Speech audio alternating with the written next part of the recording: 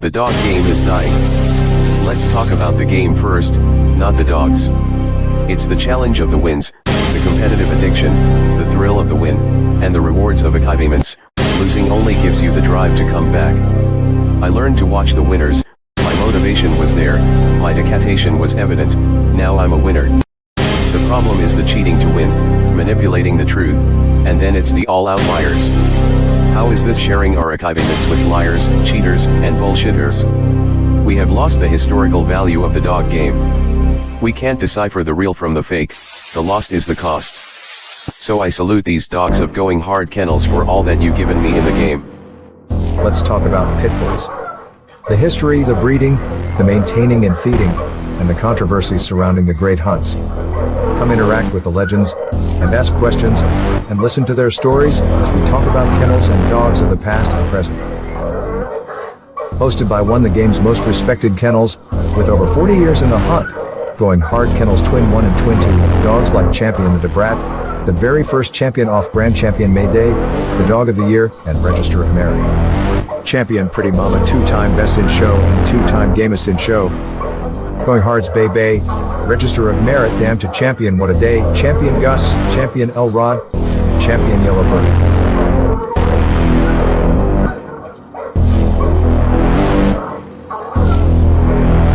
So pull up a seat, and let's talk dogs.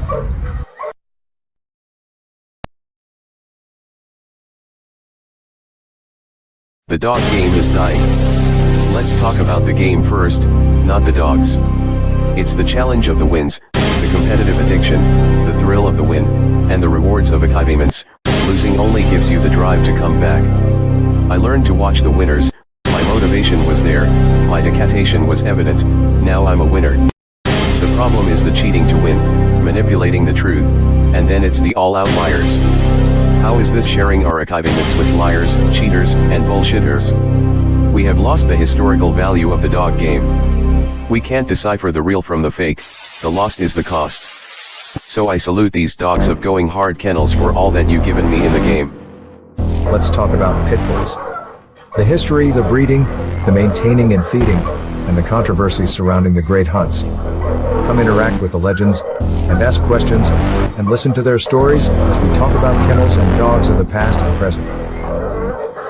Hosted by one of the game's most respected kennels, with over 40 years in the hunt, going hard kennels Twin 1 and Twin 2, dogs like Champion the Debrat, the very first champion off Grand Champion Mayday, the Dog of the Year, and Register of Merit.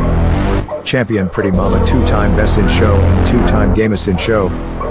Going Hard's Bay Bay, Register of Merit, Damn to Champion What a Day, Champion Gus, Champion Elrod, Champion Yellowbird.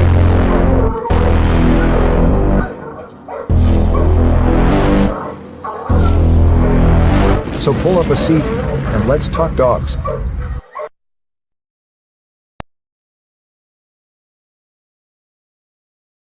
The dog game is dying. Let's talk about the game first, not the dogs. It's the challenge of the wins, the competitive addiction, the thrill of the win, and the rewards of achievements. Losing only gives you the drive to come back. I learned to watch the winners, my motivation was there, my dedication was evident, now I'm a winner. The problem is the cheating to win, manipulating the truth, and then it's the all-out liars. How is this sharing our achievements with liars, cheaters, and bullshitters? We have lost the historical value of the dog game. We can't decipher the real from the fake, the lost is the cost. So I salute these dogs of going hard kennels for all that you've given me in the game. Let's talk about pit bulls. The history, the breeding, the maintaining and feeding, and the controversies surrounding the great hunts. Come interact with the legends, and ask questions, and listen to their stories as we talk about kennels and dogs of the past and present. Hosted by one of the game's most respected kennels, with over 40 years in the hunt, going hard kennels Twin 1 and Twin 2, dogs like Champion the Debrat, the very first champion off Grand Champion Mayday, the Dog of the Year, and Register of Merit. Champion Pretty Mama, 2-time Best in Show and 2-time Gamest in Show. Going Hard's Bay Bay, Register of Merit, Damn to Champion What a Day, Champion Gus, Champion Elrod, Champion Yellowbird.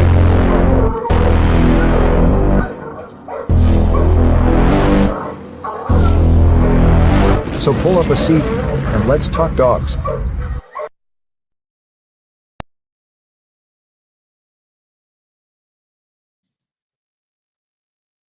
What up? What is up? Y'all know what time it is. I know what time it is. It's late as hell, but look here, I'm still here. It is still Talk Shit Tuesday. Big shout out to all my people out there in the Shark Tank. Big shout out to all my people out there on the back street. Just letting you know, I see you, fam. Let me get my names out of the way. Hey, y'all don't forget that like button coming in. I know it's late, but look, man, sometimes things just be like that sometimes, you know what I mean? And then I'll be like, I can't let the fellas down because I don't know how many out there actually wait. So I'm going to come in and check it out anyway. And then again, it's just Talk Shit Tuesday and I got something on my mind. Okay, big shout out to my man, longtime supporter, the one and only, Mr. David Morris in the house. I see you, bam! Big shout out to you, young fam K9. What up, fam? Don't worry about it, fam. Soon as I get a chance, I'll make sure you get that hardware. Welcome to the show, man. Welcome to the Shark Tank, fam. I know this is going to be something new, especially with the conversation tonight, but it's going to be a trip. Big shout out to my man, Mr. Skip Bell. I see you, fam. What up, fam? Yo, Big Toe. What up, fam? Big shout out to my man, Talk of the City Kennels. What up, fam? Make sure I got everybody that's in here to this point here. All right, I'm going to dive right into this, y'all. Now, y'all know, don't forget to hit that like button. Don't forget to hit that like button. Now, I know what the title says, some great game dogs. Now, in order to have this conversation where I want to have it tonight, I have to reinvent the wheel. We jump on the bus, we come on back here. And so when I talk about the Bulldogs, over the time period, as long as we've been doing the show, all the things that Mo go through, and he tried to get it down in the detail. I think sometimes, especially on the last show, all them champions and we had them grand champions that carried our bloodline. But for me, I look at it from a different aspect of that. When y'all hearing that, you're looking at pedigrees and you're seeing these dogs. And I know he didn't even go over the good 2-time and 1-time winners. There was so many because, like I said, over the time you can only do so many. But to understand the world that actually had came from, the time period, what do you have to do to be able to do that? We haven't been back and visited that world in quite some time now. We have gotten all caught up in the damn pedigrees and who bred this and who bred that. But maybe we need to really take a good look at when we talk about game dogs. Real game dogs. We need to revisit what that shit really means and get an understanding of what it really means. It ain't always about the pedigree. It ain't always about the man with the dog. Sometimes you got to just go back and look why we talk about these damn game dog, American Pit Bull Terriers. Now I pulled up a couple, and there's so many of them. But, with the short time I had, but then staying abreast of, the history of the game, because I'm trying to put it to where you can get an understanding what my conversation is trying to indulge in. Mo used to come, he used to bring up the game dog times and show you just little small reports, but they were small reports. So I thought I'd try something different. I'm gonna go in and take you to a time period to where you can get a better understanding, because these dogs do have match reports. And I'm not talking about, I'm talking about detailed match reports. And I give you the insight where the actual information is coming from, because at that point, I always say If you don't have certain books, you need to have them, because these things will keep you, you know, aware of some of the things that we talk about, like this one. Now, y'all have heard us talk about this dog before on plenty of occasions. This is Joy. Roblox Joy. That's McNasty and Mr. T. Now, we hear about Joy, and you know, a lot of people talk about the breeding. I think Joy was, did he ever make Dog of the Year? Wasn't he on the front of the journal cover? I think he did make Dog of the Year, and he was basically, I know he was on the cover of one of them. But this dog just didn't get, you know, talked about and known just because he was a dog, and just because of who owned him. Let me just read that. Here, y'all sit back, because you know my glasses ain't working right, but just sit back and follow along with this story. Then I'm gonna dive in when I get a chance here and explain what you just heard.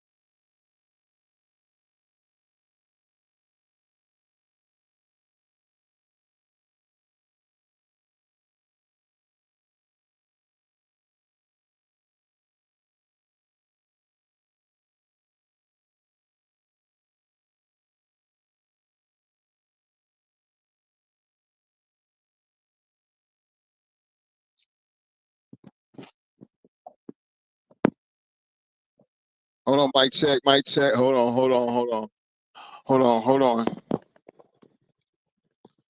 on, fellas. Let me get this together here.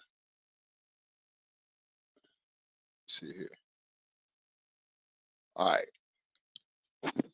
Let me see some thumbs up if y'all can hear me talking right now. Y'all can hear me? If y'all can hear me, give me that thumbs up. Mic check, mic check. Yeah, they can hear me, right? Okay. Close that door, Mo. Close that door.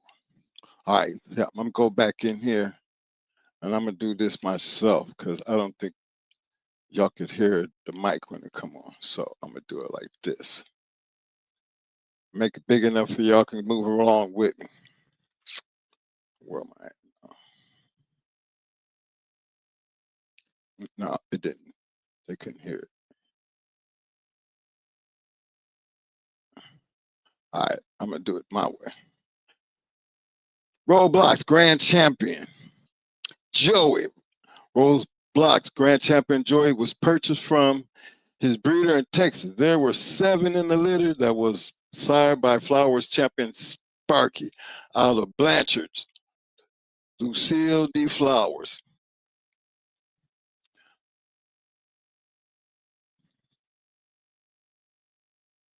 Let me see. The breeder kept 5 out of the litter, while Bobby Hall got 2 females.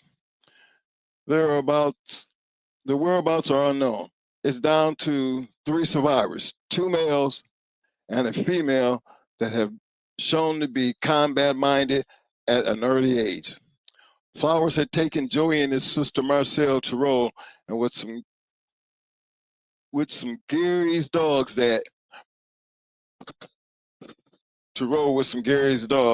and Marcel quit when she got really hot, and nothing they had up there stayed with Joey.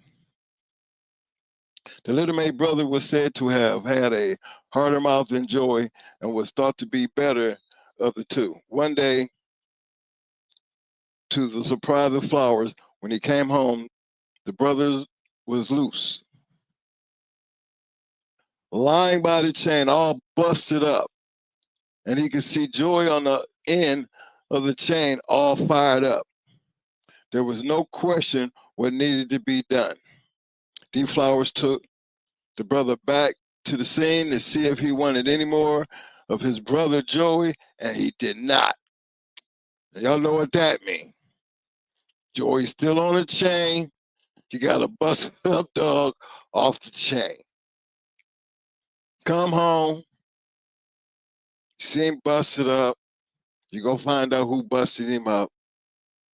And then you go back, you go get the other, and you bring him back, and he just looks crazy. He doesn't want any part of that.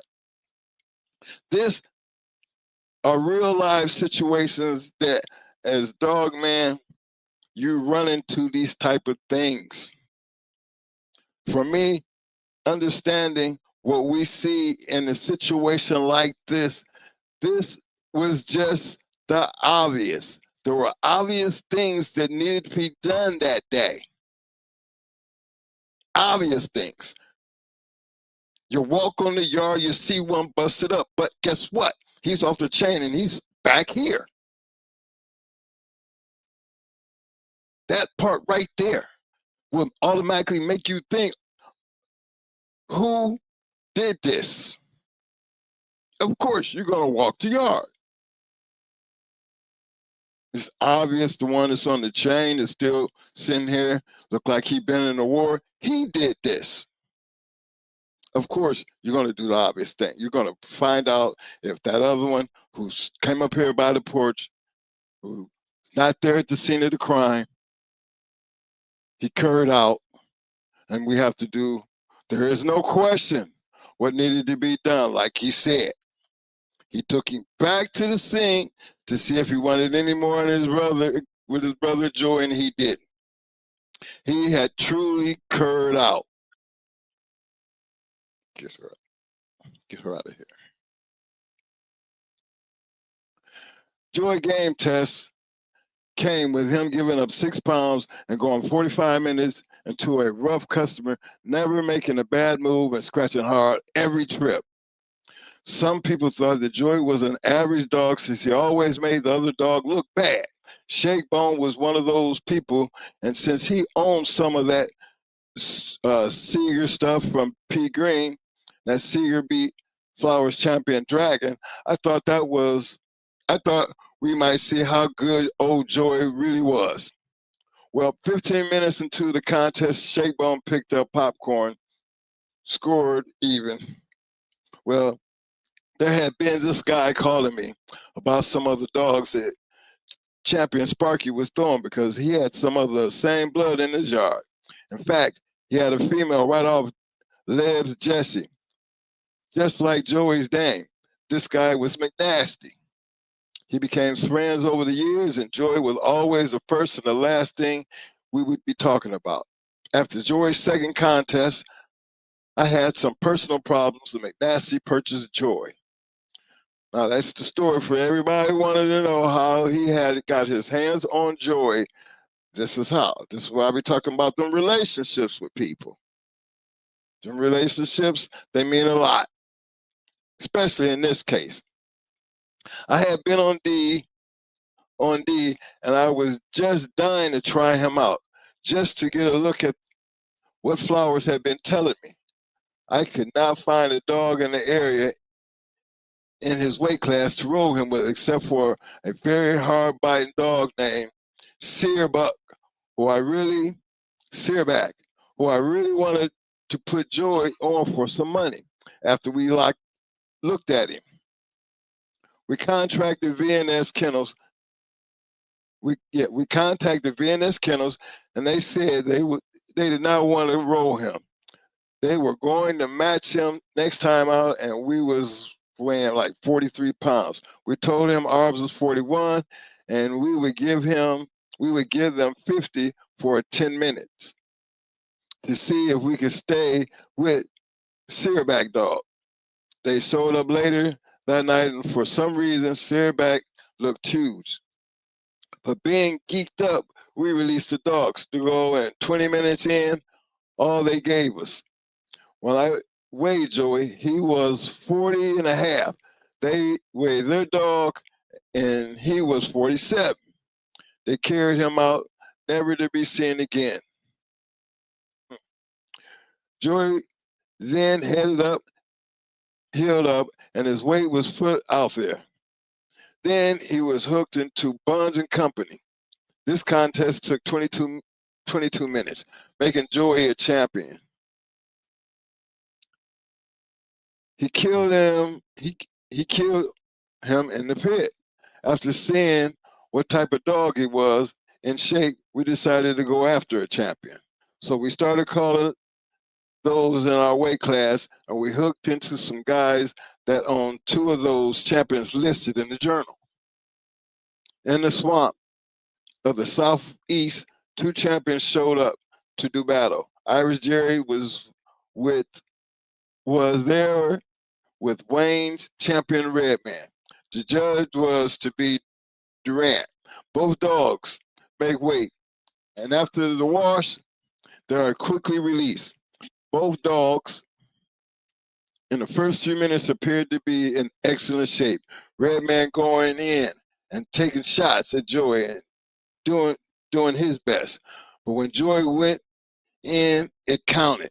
Within the first 5 minutes, I could see the damage that Joey was doing as he took large holds to the body and loved the kidney. At 10 minutes, both dogs seemed to turn up the heat as they started swapping holds and going to each other's stifle. This type of wide open barnstormer went on for at least the next 6 minutes. But Joey loved the kidneys, and the champion Redman did not have the defense for it except to turn at 16. The turn called and acknowledged ready to handle, and it was handled at 19. Redman to go. He does. Straight for the wall. Roadblock champion Joey, 4-time winner. Champion Redman in 19 minutes, he took the wall. Okay. Joey for his 5th did what was been done only a few times in the dog game. As he was matched into Kirkland's Grand Champion Texas. Texas had won at least 5 and was out of the Creole blood from East Texas. He was known to be an ace, but as always in the sport of dogfight, there is only one winner. Texas showed up, and he and Joey both came in on the right weight. This match was uneventful, with Joey taking control from the beginning to the end.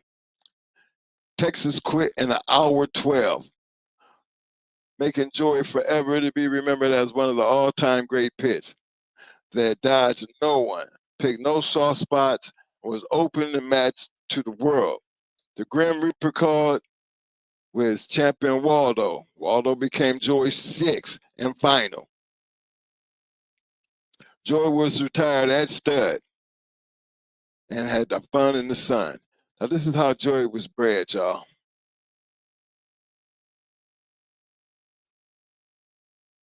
The bad thing about it is asking them just what breeders, or they would have been breeding the shit out of him. And it didn't happen. But then Let me get back to what I'm going after here.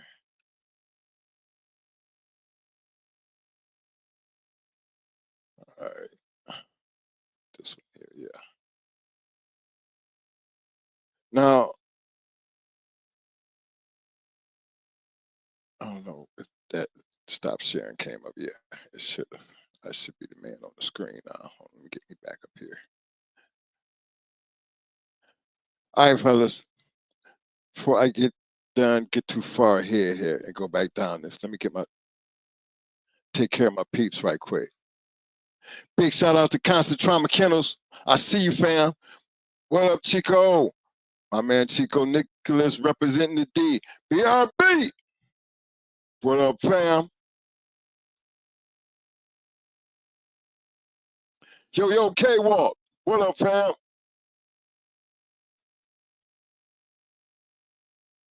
Okay. Now, as y'all notice in that story, yo, J-Rock, I see you, fam.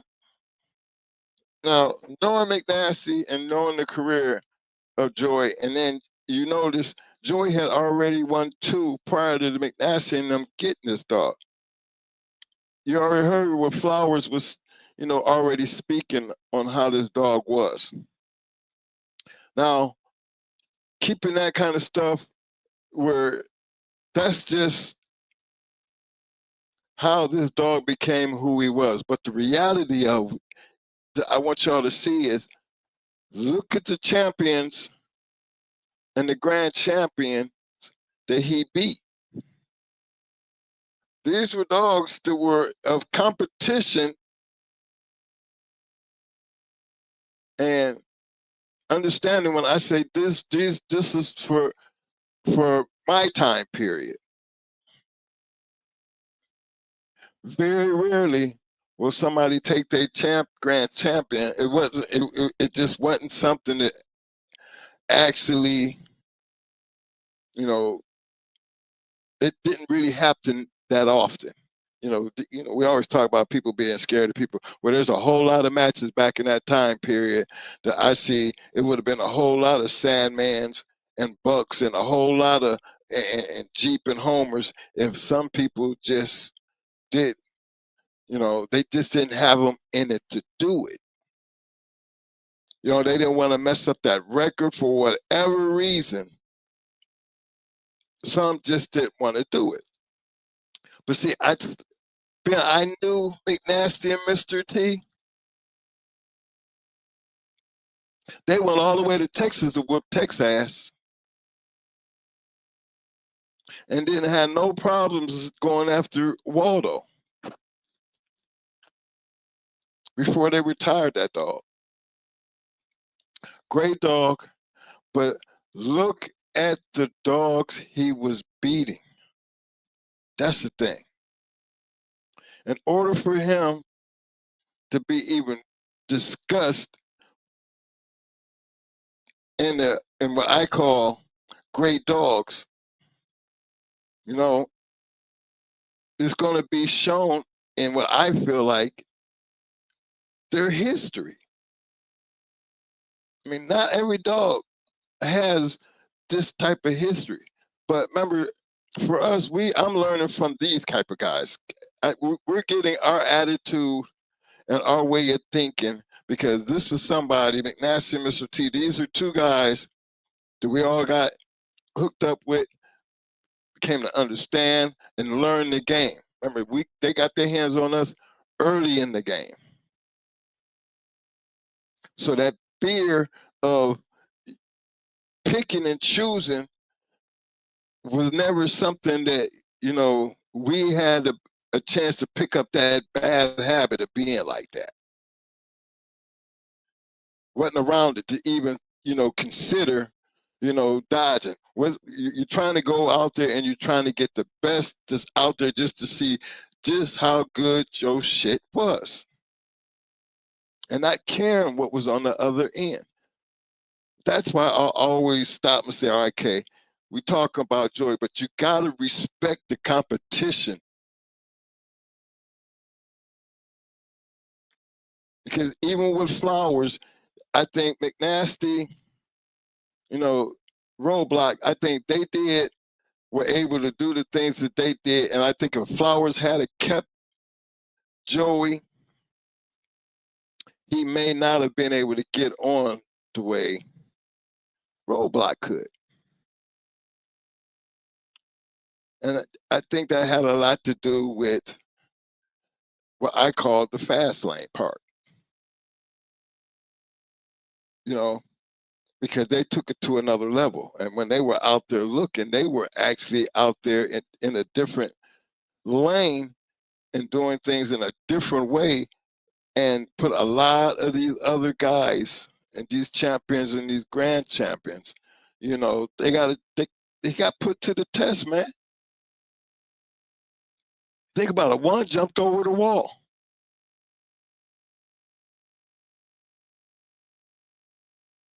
You know, Bonds and Company, very well known kennel. We know Bonds and Company.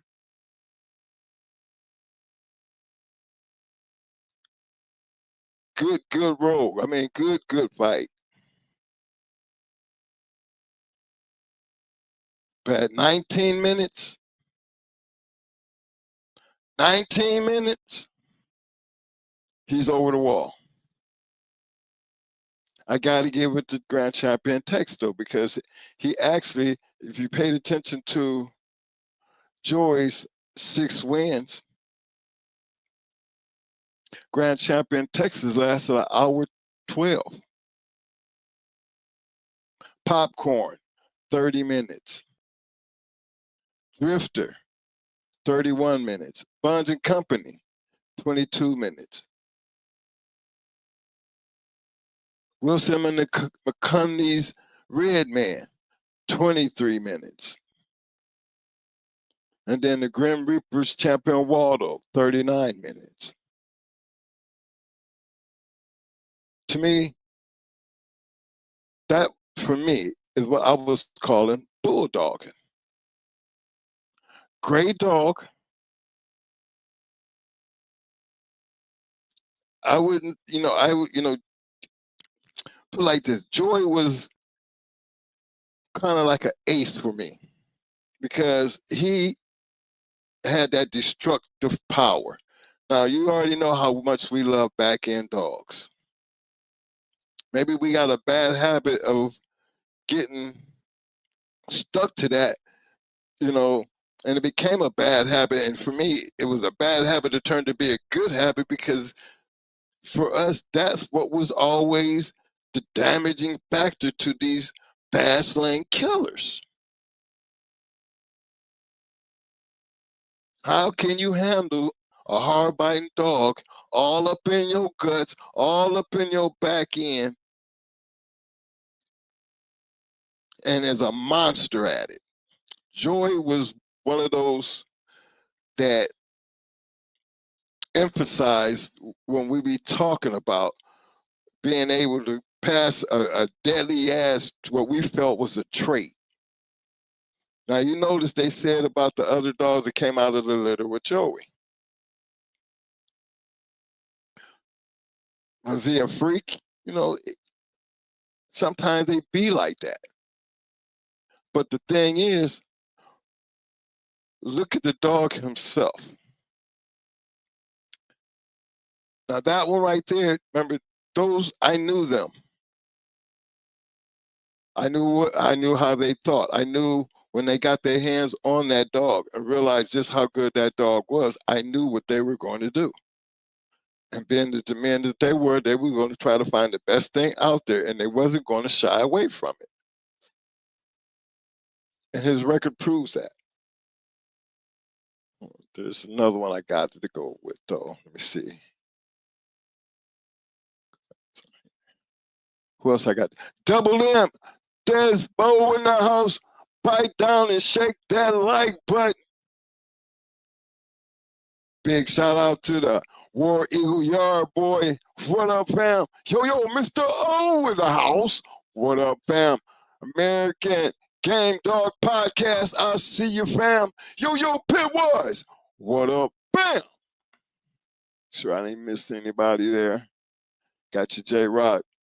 Yeah, but see, I'm going remember, the reason I'm going down this pathway, because when you're reading these match reports, reading match reports are not like reading pedigrees. You know, sometimes you have the match reports that have them little short runs, and then you got to go find the other 5 and see what they look like. But and for those who have not have purchased any of the books that Fat Bill has offered, these stories, he has tons and tons of information in those books that he have. Actually, got to remember, he was the publisher of the American Game Dog Times. You got to give the man the respect that is due, because he did it his way, and he wasn't shy about doing it, for me, the right way. Because he put stories, he let people say what was on their minds. And I think them books are a part of, they should be a part of the American Game Dog history, because it was one of the major magazines at the time. It carried a lot of weight. But we're living in a different time. But to go back and visit that history, we're sitting here in 2025 talking about some damn pedigrees and the dogs of the past, and don't know too much history about the dogs that we talk about of the past. All you're doing is looking at the pedigree. Well, okay, that works, but does it really give you a good inside look of the dogs that we're discussing? The dogs that we look at these pedigrees. Why do we look at these pedigrees and Mo try to stick on nothing but champions and grand champions? My thing was always to stick to what works. Y'all hear my story, he has his dog mentality, the way of thinking about it. Me, I have the business attitude about it. I mean, if it's working, why not keep doing what we doing?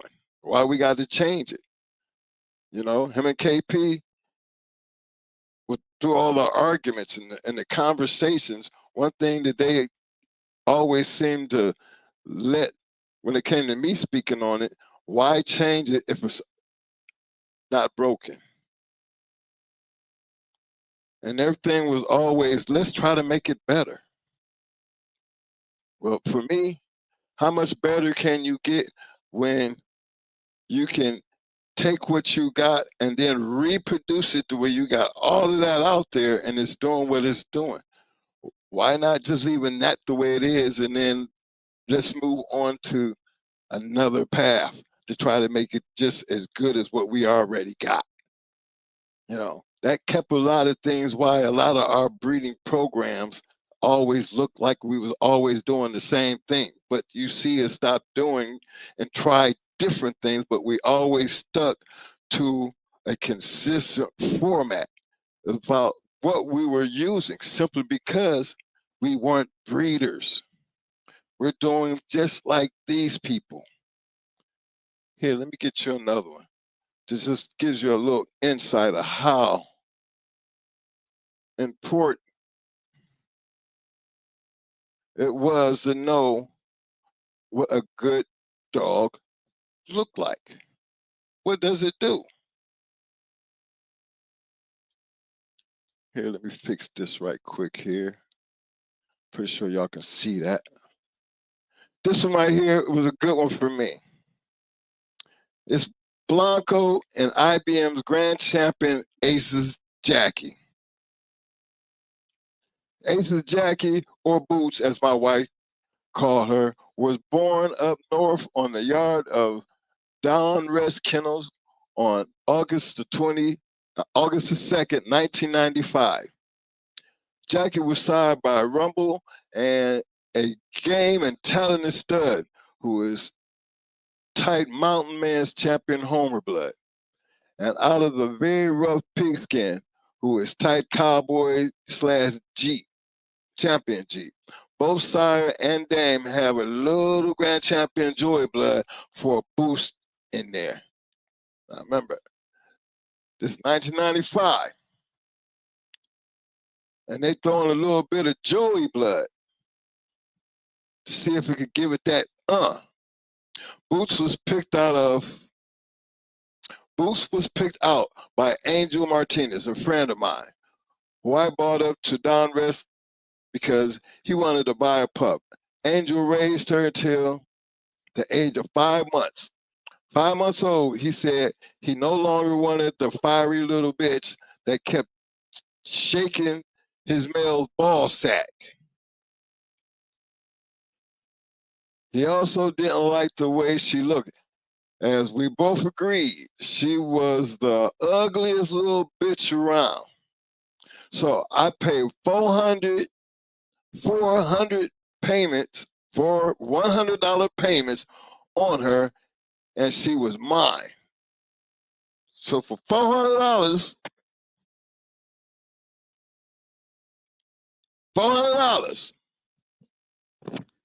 remember, this is the same reason why we got rid of Ugly. Now, remember, y'all could go back, y'all see Ugly produce a lot of damn good dogs. But then she got passed around, at least as far as through our hands and through Jason's hands and back to somebody else's hand because of the way she looked. And then Ugly wasn't no fighter. She was just bred well. But boy, could that bitch produce. So pick this back up. So I let her share a kennel with my other 7-month-old male, and they were fine for a couple months. Until one day, when the wife and I were away at a function, and Boots decided that he doesn't want to Damien's sharing a kennel anymore, and he breaks, Damien's legs. I got scared since Damien had 20 pounds on her, and he tossed her around until she takes his bottom end out.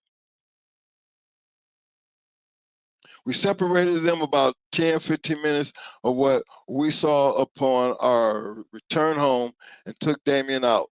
When I let Boots go, she rocketed to the fence. I tell myself, well, if she wants it, I'm going to give it to her in a few weeks. So that's what I did. We tried to put a Kobe Bad Billy Boomerang cross on her, but that didn't go.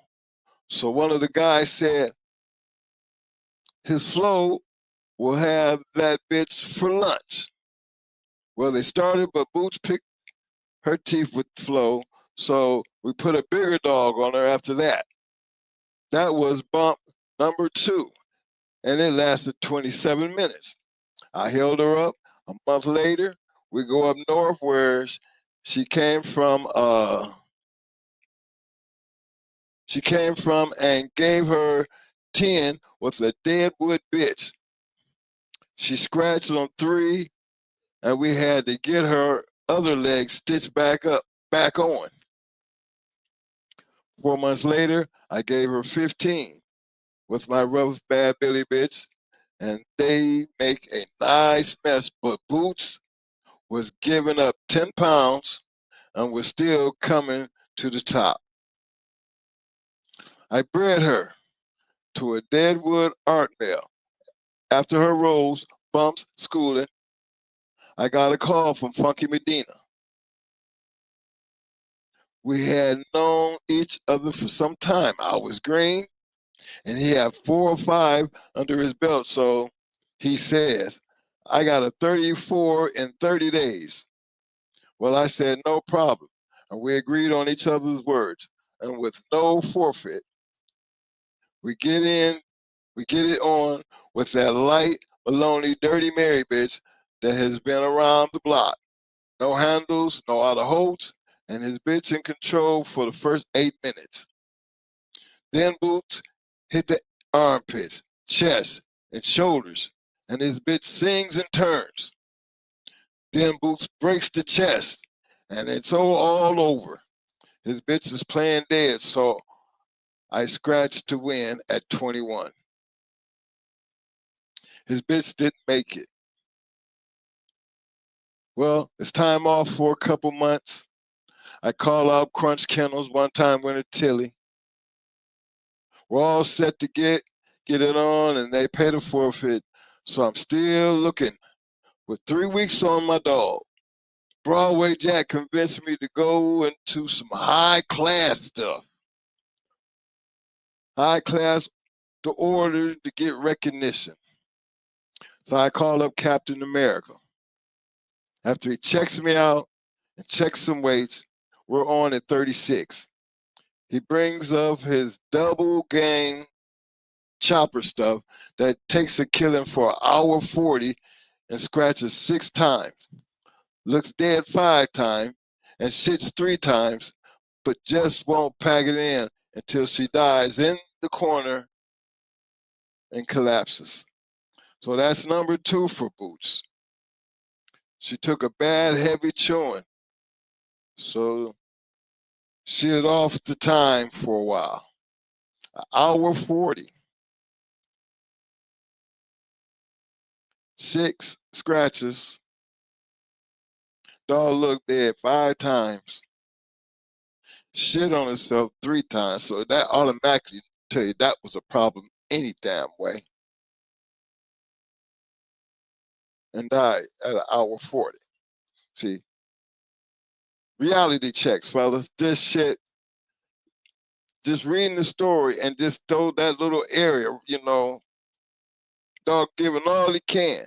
But it is no reason whatsoever, not as far as my, understanding, dealing with these dogs over the many years and as many matches and as many damn keeps. I was always under the impression that we had to make sure the dog was empty. So we didn't have that to worry about. So again, we didn't do like everybody else. But that just gives you a small insight on something that a good dog and make weight and still carrying that kind of weight. I mean, still have that much on them. But you got to give it to the dog. It wasn't the dog's fault. The dog still did his part. It scratched. It died scratching. That's a game dog. That's how we look at it. It is what it is. So he goes, so I bred her to Champion Asia and didn't get any puppies. So no rides, no free rides at the Blanco Kennels. I talked to IBM and asked, are you ready? He said, hell yeah. I'll be down to get her tomorrow. He had worked her for number 2, and she was not running hot or breathing hard at 1:40. And she was strong and pumping. So he was to work her again. Number 3 is lined up with Crunch and Lawtown because they wanted another chance. So the money's up and we're ready when Lawtown wants to forfeit again halfway through.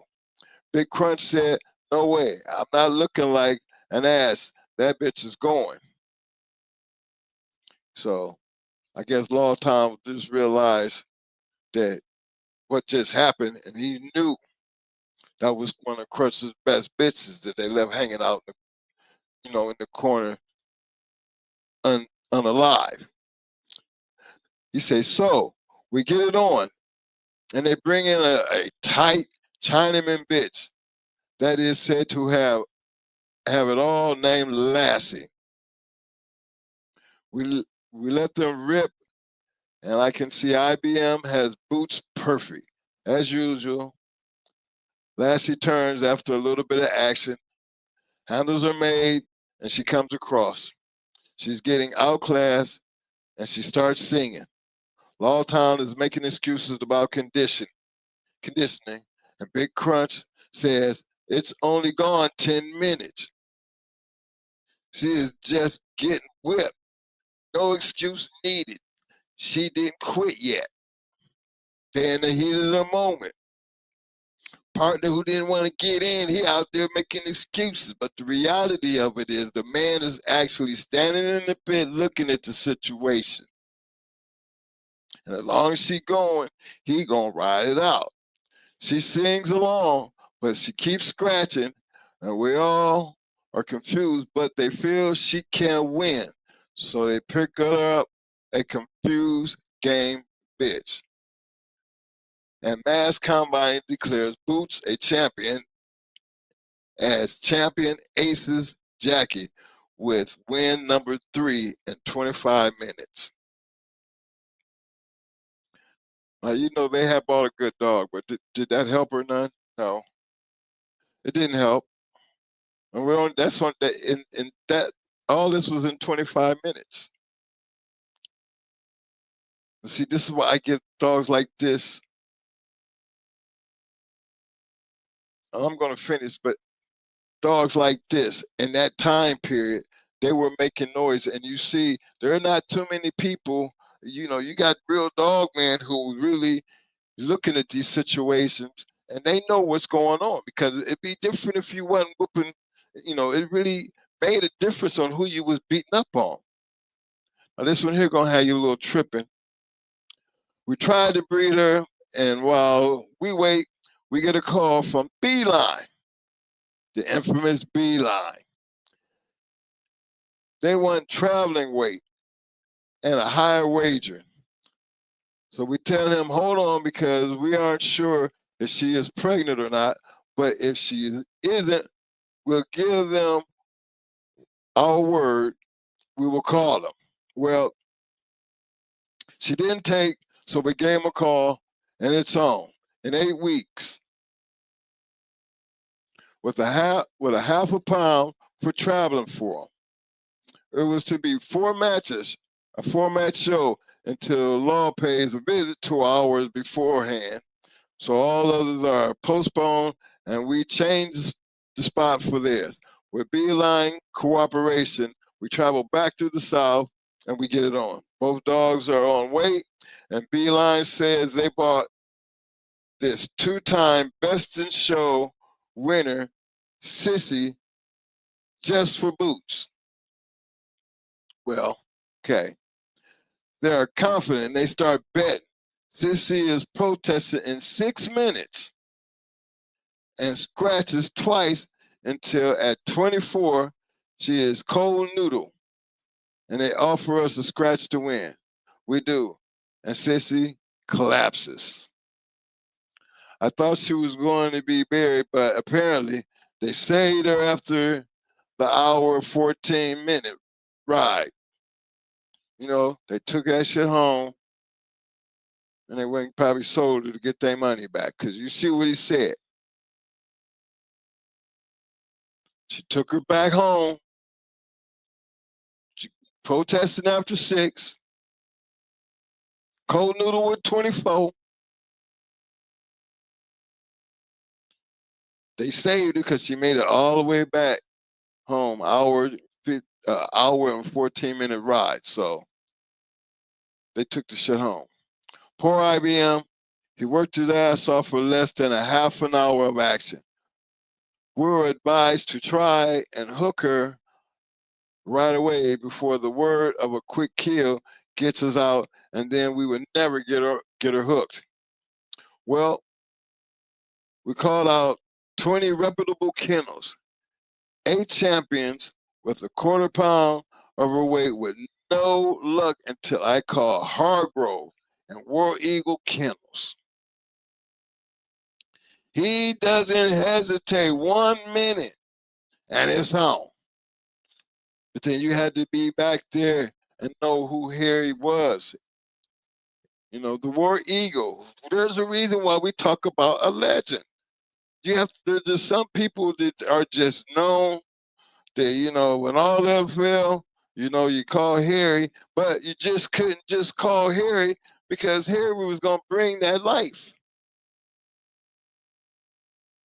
You know, so there was always people that you knew. If you really wanted to see what you had, there were just certain people who would be glad to oblige you. We've always said, you know, dealing with the right people, they ain't nobody scared of nothing. You know, because you won't have them ones that just dip and dodge and don't do a lot, but then there's them ones who keep that pressure on your neck and make it evident that I got this, you got that, you know, I'm here for it. You just, you know, you ain't trying to be about that. So don't make it like I'm scared of you because I'm letting you know I'm here to be God. This is the world that this is all taking place in, gentlemen. So IBM, he hand walking again, now with the help of his stepson, Scuff, who is racking up a record of his own. The day of our event, Hargrove never shows, so we get the forfeit after 7-hour ride. You hear that? The day of the event, Hargrove never shows up, so they get the forfeit after a 7-hour drive. See, now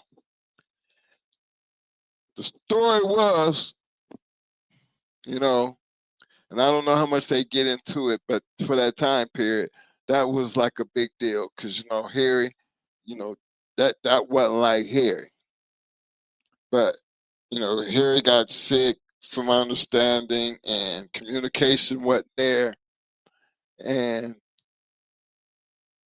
it didn't really hurt, put a bad reputation on him because if you knew Harry didn't really have family like somebody's going to be communicating for him. Tony Wade told y'all the story, and I'm pretty sure other people who knew Harry. Hell, we got Eli Monster, AKA Yard Boy. These, when you read these stories, it's just a part of a story, and you would think, hey, Harry, backed out, but no, that was not the occasion here. But then these are just the certain stories that when you're talking about this is how people out here doing and nobody's scared of nobody, but sometimes things just happen. So when Hargrove never shows, they pay the forfeit. We call and we try everything to get him to go through with this. So we tell him if he shows and he said time and date and he makes weight, we will give him back his forfeit. Well, he did so. It's on a full week and a peak later, he brings his two-time winner, Hargroves and the Gator Boys, Simba, who is said to be a hard-mouthed, rough bitch. That goes to show you what I'll be talking about when it comes to Harry and the stories. She was all that and some. She was a limb-punishing bitch that did to Jackie what she usually does to others. For about 25 minutes, Jackie is getting busted up. Broken front paw, broken stifle, and is just plain being chewed on. When Simba slows down, Jackie starts to figure the back end specialist out, and she starts doing what she does best, hitting the chest and the throat. Simba tired due to lack of air because her throat was choked off, and she turns at 41. Handles made, and she comes like a rocket, only to be overpowered by Jackie, who was working a down dog until 58 when Hargrove offers a scratch to win. We scratch, and now it's time to help Hargrove save Simba. This is a rough bitch that I would not mind owning myself. I doubt that she would quit. This was definitely Jackie's toughest match, and I was sure if she was going to win this one, IBM and Scuffs conditioned her, helped to bring her to the top again. She isn't even 4 years old and made grand champion. Not bad for an unrespected $400 bitch that nobody liked or wanted. Her next battle with RM status. Now let's get her bread. Hopefully, she will pass the style and can make some more wins. So far our record isn't where we want it to be. Ask the Men Kid, IBM, and Scuff. All right. Okay. Let me get back to me. Now, why that story, Mike? Why that story? The reason I picked out the dog right there, because there again, A dog that nobody wants. He had a good man. He had a partner that he had faith in because he admitted the fact that he was green. Well, all that he was going, that was not in his favor. Being green, having faith in the dog and the people that's handling the dog. Even the dog, after being beat up, still had the ability to win. And we only talk about 41 minutes. See, back in that time period, fellas, when we be talking about the stabbers and the Maydays and the Barracudas, the Twisteds, the Brats, and all these dogs that we can talk about. Because these are dogs that you've seen. You've seen all these different predicaments. You notice most of everything that you've seen me basically read, you're noticing it takes a whole lot to go an hour, 2 hours in that time period, when you're dealing with certain people. Because if you bring in your best, that means you are set for war. When, regardless of whether he a 2-time winner, it could be a 1-time winner. If you bring a bulldog, regardless of what the situation is, and there are 2 good bulldogs, you're going to have a war. Now, as you notice, some of them wars didn't take long, and you talk about some great dogs, but then history has shown us Sandman and Buck, great example, and there's many more that have had to be pushed beyond the hour mark, beyond the 2-hour mark, beyond the 3-hour mark. Fast pace, running. See, for me, not only being a part of it, when I say a part of it with Psycho, actually having one, and I mean to go that long. Remember, the other prior to that was Dusty. You know, that for me was a great match with 2 great bulldogs that just happened to meet each other too soon.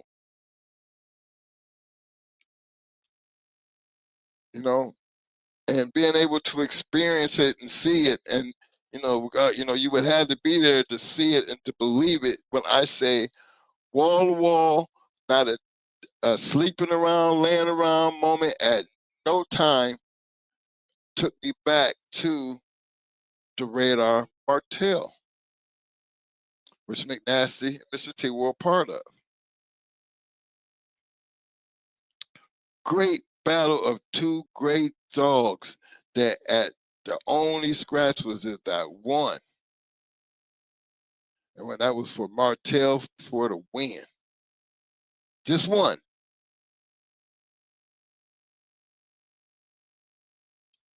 Because Martell couldn't make it.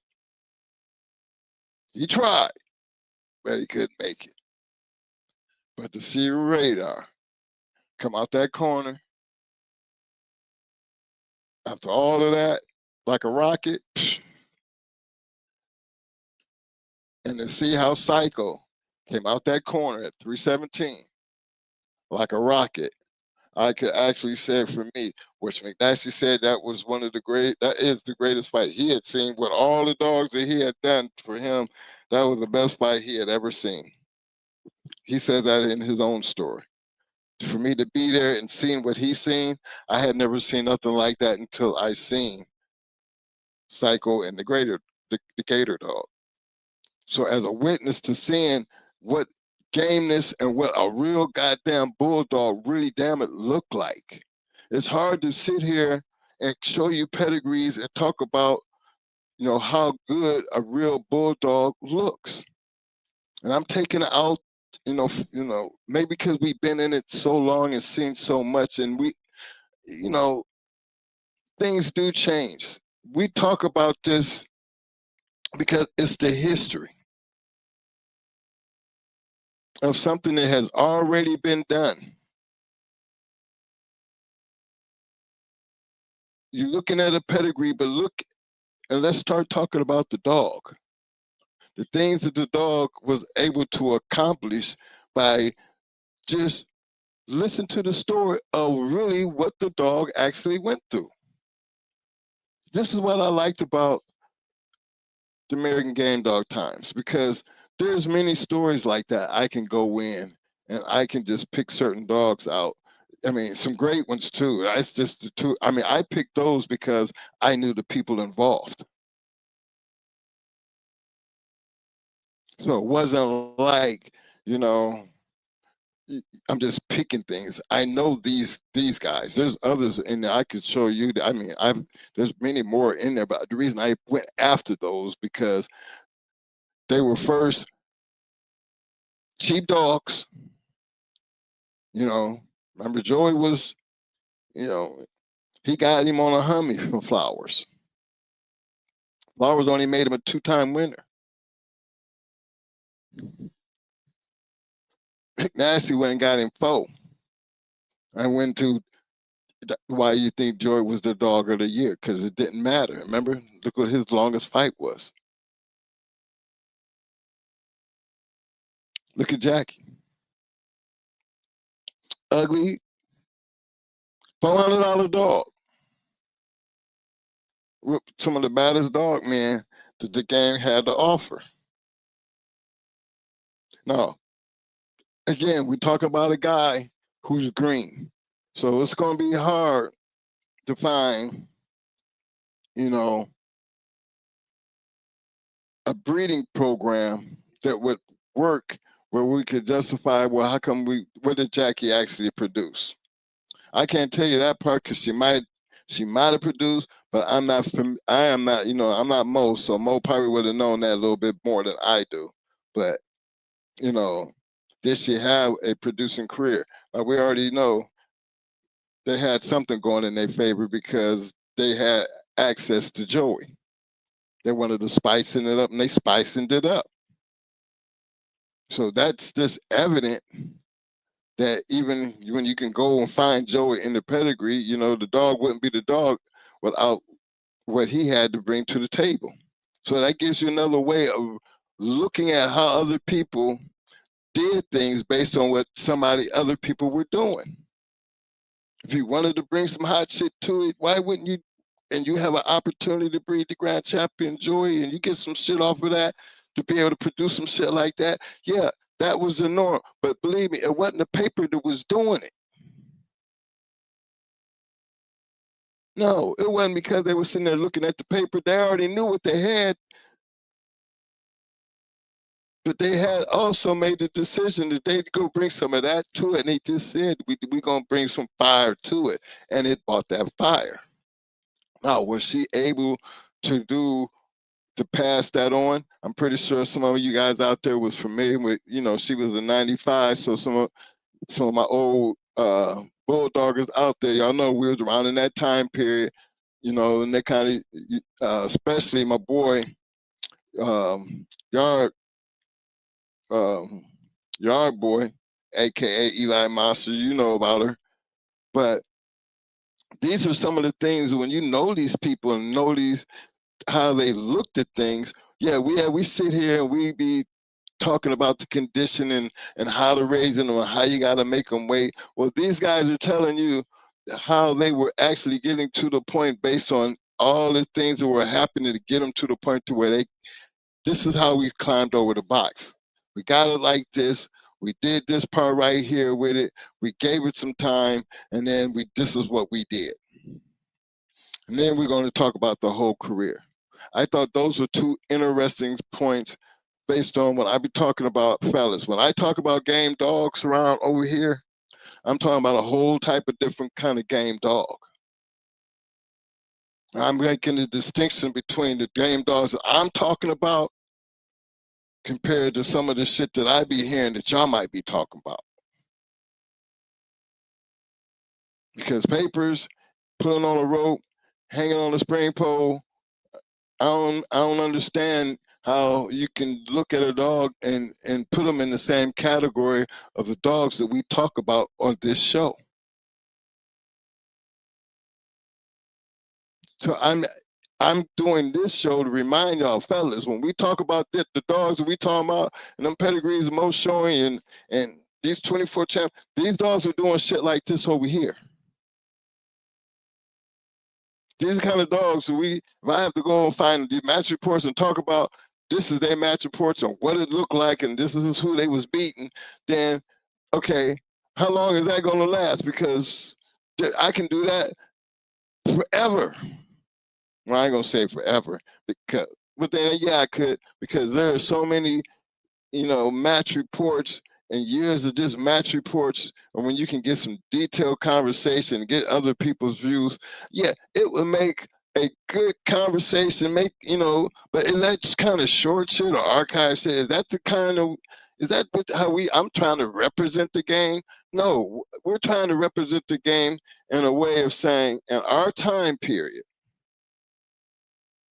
which was a certain point in time in our life, we had an experience with the American Pit Bull Terrier.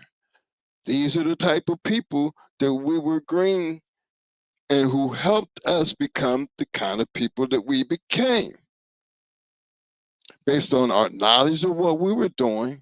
And we're going to share with you how we were doing it. And we're going to give you an inside look based on the people who showed us how to do it. And if we're nothing compared to those people, then you should really respect the kind of people that were able to do the things that they were doing that are better, far, far better than us.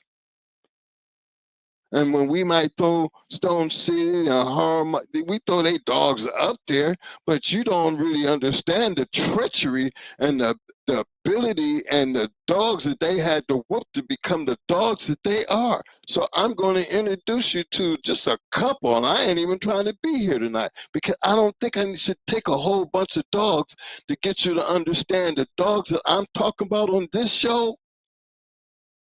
Every last one of them, y'all, is going to be climbing over a wall with an opponent across from them. I only had the time to do two. I got actually two more in the wind. Hold on. I might as well just go ahead and grab my third one. Hold on. Let me grab another one. I'm not trying to be here all night because I know I started late, but I just wanted to share something with y'all because I think, I watched Mo talk about them the last couple shows and what he been going across, and it's always been like the pedigree, and it's not like we getting a lot of feedback on it. It's just one of the things that I be trying to see is, what are you getting out of this? A lot of the breedings that were happening and some of the things they say about empty generations, nothing's going on. How do you know? How can you tell when you're bringing what you're trying to bring to the front? Can you actually be able to do that? Well, I felt like, are they missing that? Because it can't be that, it can't be that hard, but it is. It really is that hard to pull off if you don't understand how you got there. Let me see, I had that one. Where is that? 73. Hold on. So, yeah. I remember the one little, like he said, man, that little falling out. Well, I don't even call it fallout, the disagreement. Like what Mo was trying to say, man, we speaking from two different places. I never forgot that because I always said that I never wanted to make my man, especially Itchy, feel bad in any type of way. Maybe we need to, make that point clear, because you can tell somebody we ain't on the same level. We can't be having the same conversation. They really don't do they really understand that we can't have in the same conversation? Because the only way we could ever have a legitimate conversation when it comes to really doing anything to these dogs, from my standpoint of view, is they were matching dogs, fellas. Here, I got this one here, and I want to get this one out to get him done, because here's another one. Now, y'all probably know about this one right here. Y'all would probably know about this one right here, but I'm going to bring him because this is just another one of them ones that I'd be like, these type of stories are supposed to give you a better insight on what we really be talking about. And I know there's a lot of these dogs. Why I picked this one. There's some of you guys that's been around. It's going to be very familiar to you. But this is just another one of them stories that you should be able to. All right, I know about Benny, but do you really know the story about Benny and some of his contests? You don't see Benny in a lot of pedigrees, man. But you should talk about Benny. 241's champion Benny. Benny was bred by a breeder of quite a few dogs in the area named Joe W. Benny. Was out of a dog named Rocker Sink, who was a son of Rocker Stonewall. Now, we always talk about that Stonewall shit. We even bring that Stonewall shit now, simply because you're going to understand what it actually adds after all these years, what is actually bringing to the table, and why Rocker Stonewall is still talked about in 2025. If you're just taking Rocker Stonewall just because somebody else is saying Rocker Stonewall and you're looking at it, but what goes along with that? Why Rocker Stonewall dogs? Well, I got one for you. This one right here. Benny originally was planned to be used as a catch dog like his mama. But when he was put in the pen with the hog, he tried to destroy it instead of just catching it. So his job as a dog had changed. He was rolled 3 times by the time he was 2 years old, and we were told he had his muzzle busted up real bad on one of the rolls. After about 6 months of doing nothing, Benny was given to a friend of a friend, his new owner, Sholin Kennels, who continued to roll him numerous times just to test the other stuff. For the first match, Benny was put down at 54 with a solid dog named Dis Chachi. Neither dog could get past the front end of the other for the first 20 minutes. At about 25 minutes, Benny drove to the rear end and worked it hard. Just a few minutes, Chachi had made a turn. Time for Chachi to scratch, and he walked slowly to about 2 feet in front of Benny, and he took the 10 count. Right after the count, Chachi bit into Benny, and we were told that Chachi had done this same thing previously in a row.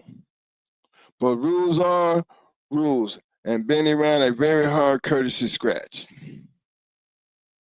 And his second match, he was against a dog named Blade.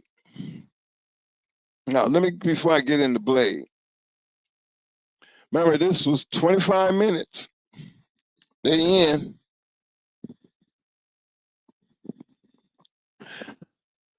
And understanding the damage, fellas, the damage. And you've heard this come up a couple times. The damage that a rear end bulldog does when he's doing it the right way. There was a reason why I wouldn't care what you thought you had with head dog, chest dog.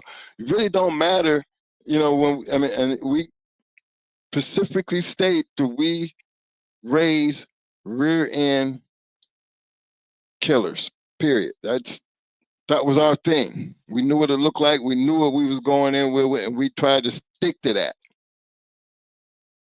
Most going hard dogs, you gonna hear them say rear end destroyers. Well, these are some of these rear end destroyers. A rear end destroyer, man, can make a good dog look real bad. Now, speaking from the many years of seeing this game as just from the outside looking in, you had some of them ones like, I put it like the psycho gator dogs when they went, you know, to the back end, and you got both of them in the back end working. And somebody, you know, you heard Mo make that comment when somebody said, well, whoever come out first is going to be the one that lose. And believe it or not, that was a telling story in the end of that one. But again, we lost to a dog. Her name was, y'all know who she is. Red Ace lost. And I seen a dog with no back end. And her name was Grand Champion Tommy Boy. She became Grand Champion that night. But I seen a game ass with no back end fall, drag her back legs, fall, and made it there. And that was the last thing that dog had did. So when I hear these type of stories and see the ones who don't even make that effort after being done in such a way, and remember, Red Ace's match only went 30-something minutes.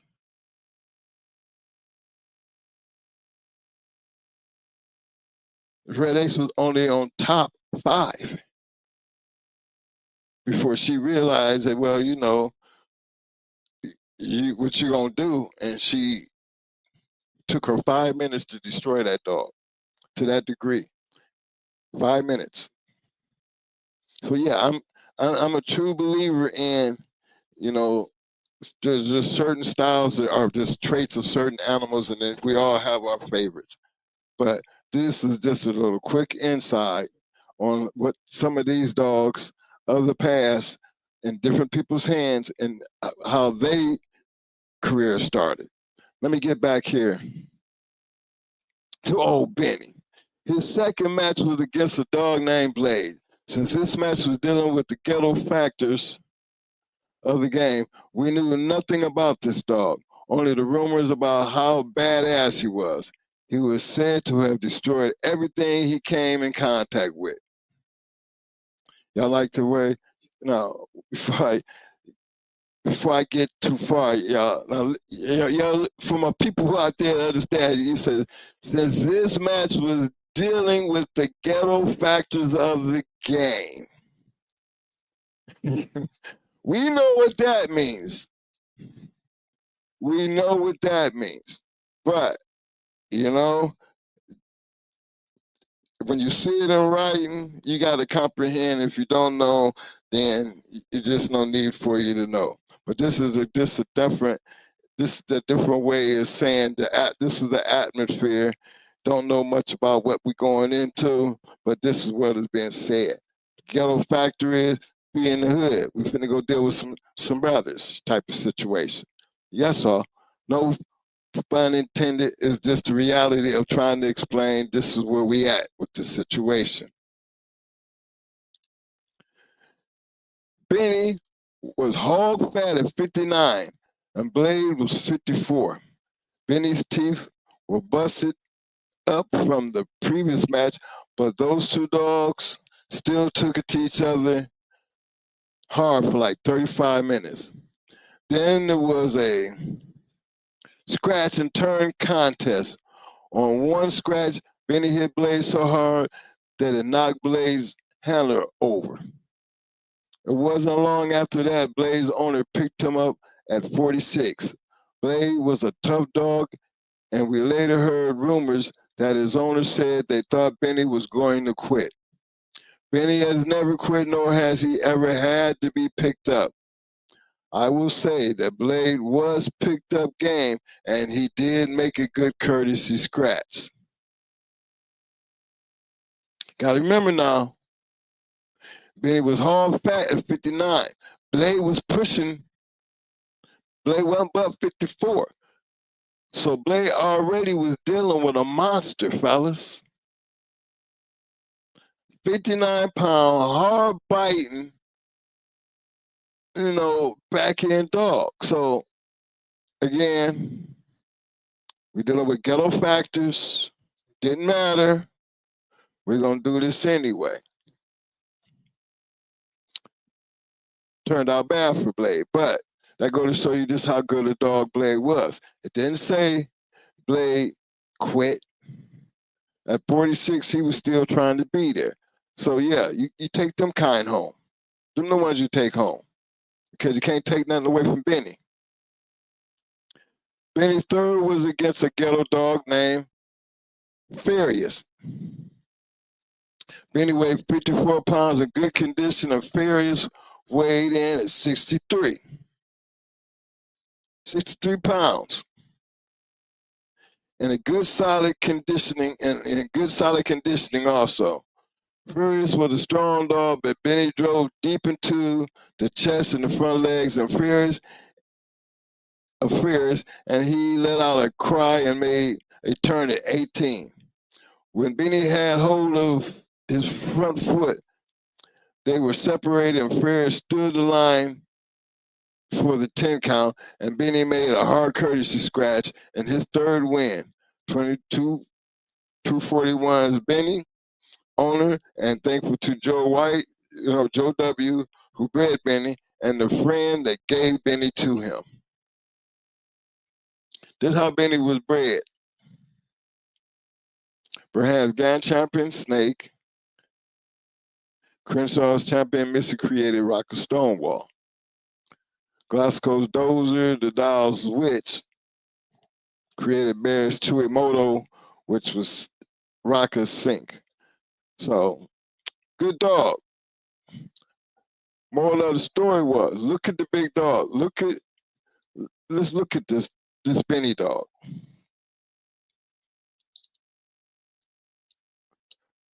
Look how they handled this, y'all. Look at the weights. Look at the times. Look at the mismatches. So for all the ones was like, when you bulldogging, like you said, you got a 59-pounder going into a 54. That day, that Benny fought Blade, Benny had the upper hand. Blade had to push them 5 pounds. But look, we talking about the ghetto factor. That's one of them. But then you go down here with the same factors in mind. You got Farius coming in at 63 pounds. Benny at 54. Now, the reason I bring this here up, y'all, is so you can take a look at this is the type of shit that was going on. Look at it. Why would you take your 54-pound dog into a dog that weighs 63 pounds? After knowing that you had trouble at 59 pounds dealing with a good dog at 54. There's a reason for that kind of shit, fellas. There's a reason why that type of shit was going on. because this game did not have rules when it came down to if you locked it up and you put it up and you show up, it was going to go down. And if whatever you agreed to at that time and at that moment, it didn't just happen because you made it happen. Like you was big shot, you was demanded it happen. No, these guys were basically doing catch weight dogs. Now we know 53 and 54 and 59, anything over 50, so, you can consider it as catch weight. But if you look at the reality of the advantages that some people were taking at the moments was almost like a disadvantage because there was so many people that were so green who had these big muscular ass pit bulls to just look at that other dog and think they had this thing wrapped the fuck up. And the whole reality of the story was, that only worked on people who didn't know no better. That only worked because you felt like because you had the bigger dog that you was going, that was supposed to be the big advantage. But how can that be advantage when you quit in 18 minutes? Bigger dog, 18 minutes. That sound about right when you're dealing with a stone dog like killer like Benny was.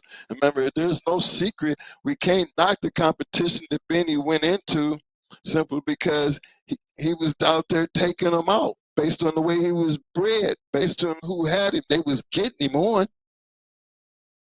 That's them big dogs everybody felt like didn't nobody have. But then, hey, when you're trying to get on, this is sometimes the advantage is in your favor and sometimes it's not. But the fact is, when you show up,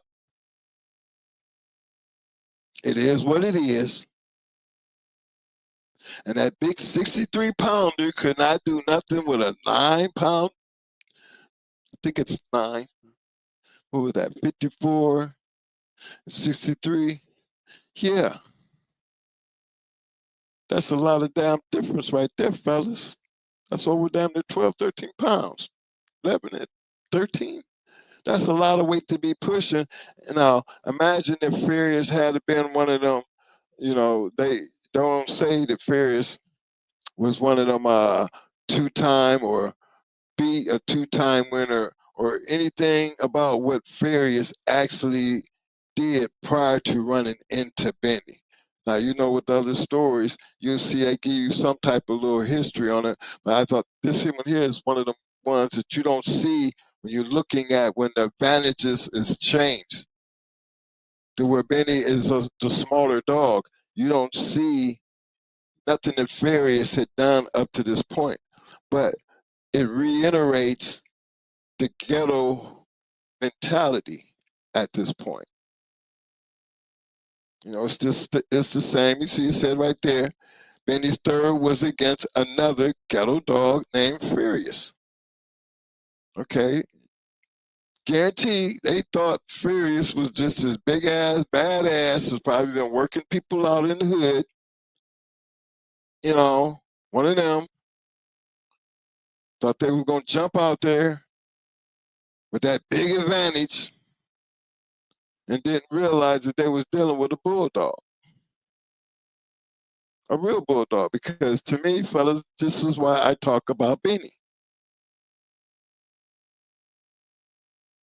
Benny was really a very, very destructive dog. He was a back end specialist. And he had a mouth. And the reason Benny wasn't a 4-time or 5-time winner because the people who knew about Benny weren't too quick to go into Benny because look, you had the right person who owned Benny at the time. You had the right people who was doing the dog. That does matter. But the fact is, bigger don't always mean better. sometimes you still got to look at the damn dog. The dog either gonna have it or the dog's not. This is the world of the American game dog back in a time period when you were judged based on what your activity was when you climbed over them walls. Now, man, I'm telling you, man, I got a whole bunch of scenarios,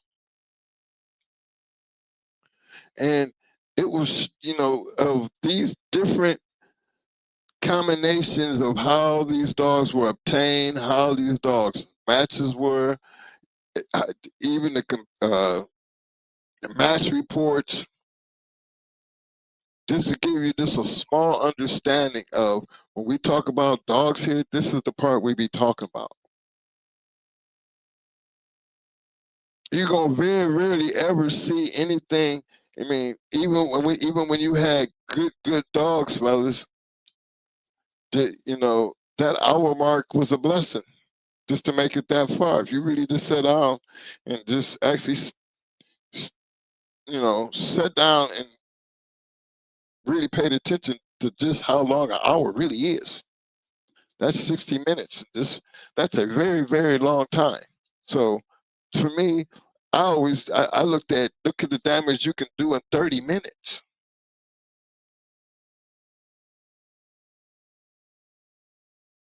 Remember, that was our philosophy. We're not trying to be there in an hour. I wouldn't give a damn how game your shit is. The thing is, can that game dog outlast this dog and what it's fixing to do to it? For us, that's the way we graded our dogs, gentlemen. That's the way we graded our dogs. And when you got a yard full of dogs that you're grading based on that criteria, only the best gonna come out of that. Because there's gonna be a winner and there's gonna be a loser. Even though that loser might have been a good dog, the fact was you couldn't get past this good dog right here. So there might be another dog that's like this dog out here that you wouldn't have a chance. So why would I use you when I'm gonna take my chances with this one right here? And we stood by that. And the majority of the time we were right because we didn't go long. We wasn't never intended to go long when you're dealing with certain type of killers. Did that shorten, the amount of dogs that we had? Not over the years it did, because remember, our proteges actually had more time and dealt with the dogs longer than we did. As far as, we went from the bruisers and the Mikeys and the solos and all those other dogs before we even got to this point here, to where we started with a whole new other line of dogs. But remember, the whole time along the way, we were still growing. That shit really did take time to come to that. Now you got the proteges who coming in, they starting out like we did. They had their hands on some good dogs. So they got a chance to take those dogs and make them their own. Just like Jamie, just like Most Wanted, just like all them other dogs that Most showed you, just going hard dogs in. Everybody who actually had an opportunity to have them dogs on their yard, yet we're able to show you this is what they done, because we just didn't sell dogs. But you can best believe the stories that I sit here and talk about these great game dogs of the past, and the reason I picked them was solely because, first of all, I knew McNasty. You know, Hargrove. These are just certain things that should be easily recognizable when you start talking about a time period and people with dealing with these dogs. Now we know there's a whole lot more stories out there. There's a whole lot more I could share with you. But understand the concept of where we at with this. These stories that we reading are dogs that became good at what they were doing. The majority do I really have to take the whole book to show you that 90% of the dogs that you're fixing to see with these match reports that you're going to notice very seldom anything's going over an hour? Very seldomly? Does that mean that everybody had bullshit ass dogs? No. That meant everybody who had these bulldogs had a certain type of dog that you had to have a battery dog to be in there with that dog for even an hour. Can show you a whole bunch of them that went past that hour mark, which means you can't take nothing away from what withstood that punishment to make it that long. But the inevitable was going to catch up with you regardless. That's the kind of dog that I'm great. That's the kind of dog that Moby talking about. That's the kind of dog that when he goes back there and he pulls them up, he's not just talking about how the damn dog is bred. He's talking about this is how the dog is bred, and this is what the dog is producing, and it's evident because these dogs right here is known to be just stone straight up killers. Now, you can talk all you want, but guess what? Unless you have stood on the other side of that wall with something between your legs, you just don't need to be having a conversation with somebody like us. For what? Because we can't be talking about the same thing if you have never experienced or know what it looked like. That's not putting you down. That's just a reality check. That's why you see me reading back match reports. These aren't great. These weren't no expensive dogs. You see how big that got Joey? You see how the old boy got Jackie? Come on. These are just little things because I know these people, and you just look what the success did for them. That you can still see them in other people's pedigrees. We talk about Stonewall, but if y'all just look at some of the stories about Rocker Stonewall and why he keeps popping up, even the dogs that we mess with today, it's still going to bring you back, actually, to the dog that I was talking about. You know what I mean? When I'm talking about Benny.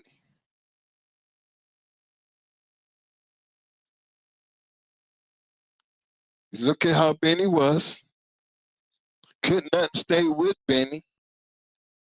And regardless of the ghetto ways, Benny was still one of them because he could have been on. I mean, we talk about Rocker now.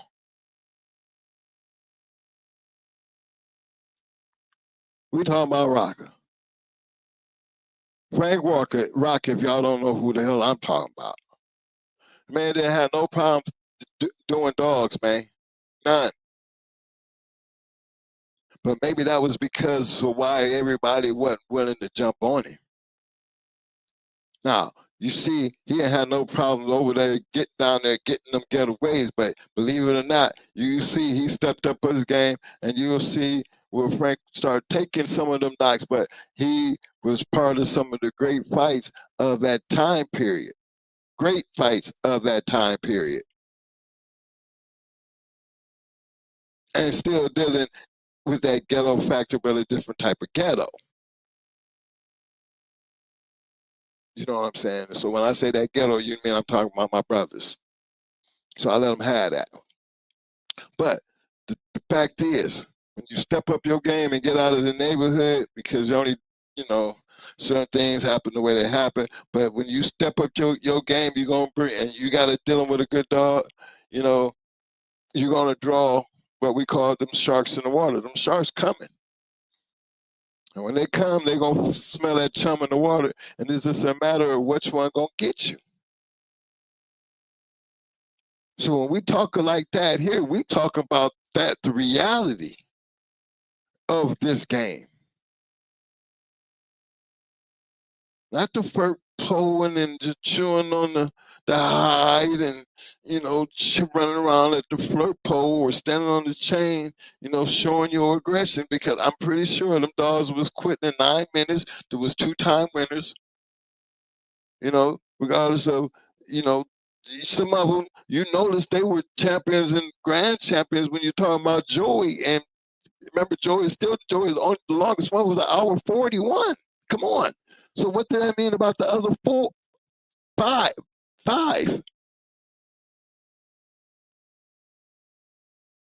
That's just a great example of these dogs, man, gonna show what their worth is. And when we talk about them in the box, there is no other way that we could see it and understand it any other way except for that one.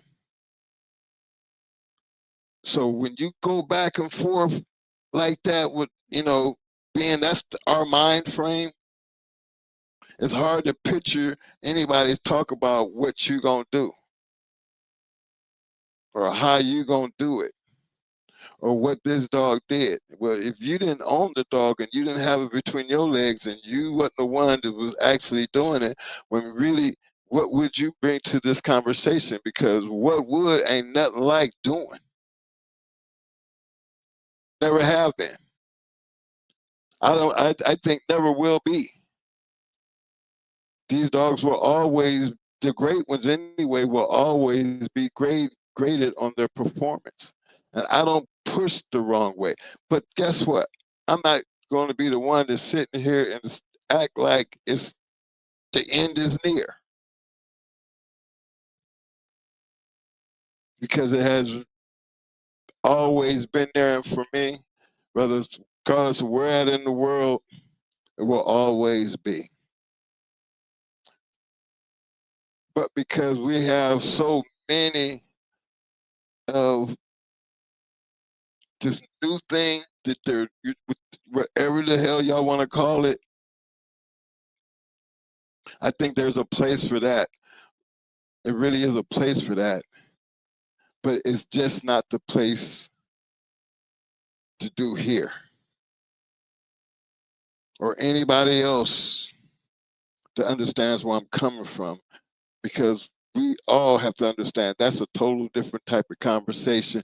And that's just not a conversation I would think it would be wisely to be having with anybody up here to even be discussing those type of things. Because you don't know who you're talking to. It's not safe. Remember, I sit here and watch my man get so worked up knowing he was green as hell that actually would be on the internet and try to call Mo out on the show just to stick his chest out, even though I forgive him for that. You know, and you know, to me, that's the type of shit I be talking about though. Because it's so easily done, and I'm still talking to grown people. People is old enough to understand. This bulldog game, for me, ain't never been built on ego. Because if you really thought you had that real, about that life and that real shit, you wouldn't have had no problem getting it on. And I still say it. There was a lot of guys who didn't want to mess up them records because the challenge went but right around the corner. And so why would you want to risk it? Yeah, there was guys like that. Remember, we had that in boxing, just as clear as day. But what the public do? The public gonna push it.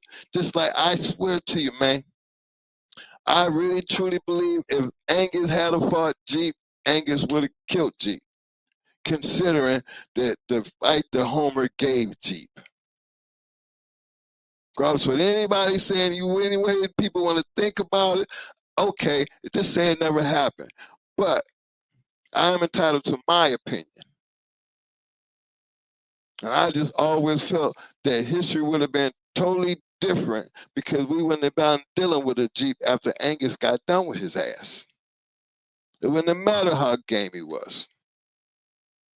You go back and look at the history of Angus, and then you would understand he thought not to be playing with. But that's my opinion. When I talk like that, I'm only talking like that because I'm part of that. I understand that part of the game. I mean, it's not me looking at because that's Jeep's pedigree or that's Angus' pedigree.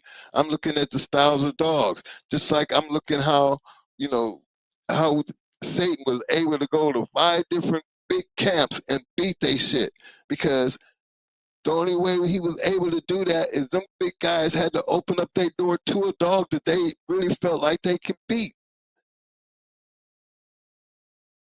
Only dog that I really felt like, dodged Satan was Lionhead.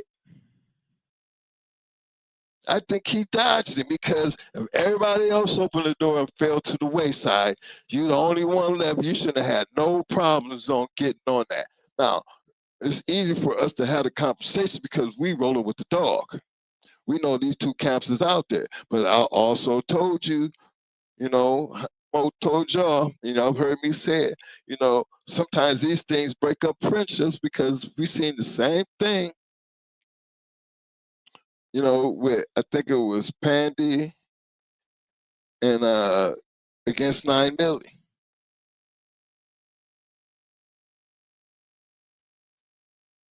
I think 9 Millie would have got crushed by Pandy. But, who and what was the reason it didn't happen? As a person who was right in the middle of it, I can tell you, yeah, sometimes people just don't want to give up that challenge. It don't make you a bad person, but sometimes it just pays as if, what's wrong with this telling them, I don't even want to take the risk. That's just a bad bitch. Why not do it that way? But then to sit there and talk shit, they don't want none, they don't want none, they just talking that shit. But the reality of it is you don't want none, so what was so wrong to just saying that? Why break up a friendship? Why be like that when you could have just said and been real with the fact that you don't want to take the chance? For me, that's okay. I don't knock that at all. Or for a lot of the guys who was out there that was doing it, you know, you know, you always heard us Siemens tell you, what dog do we wouldn't go out there and fuck with? Only dog that I've ever heard my brother ever say that he just wasn't gonna fuck with it and would have put the shit and Brat and any one of them, and even Mama. It wasn't nothing that we were scared of out there. But it was one dog he just refused to do it with, and that was really Pandy.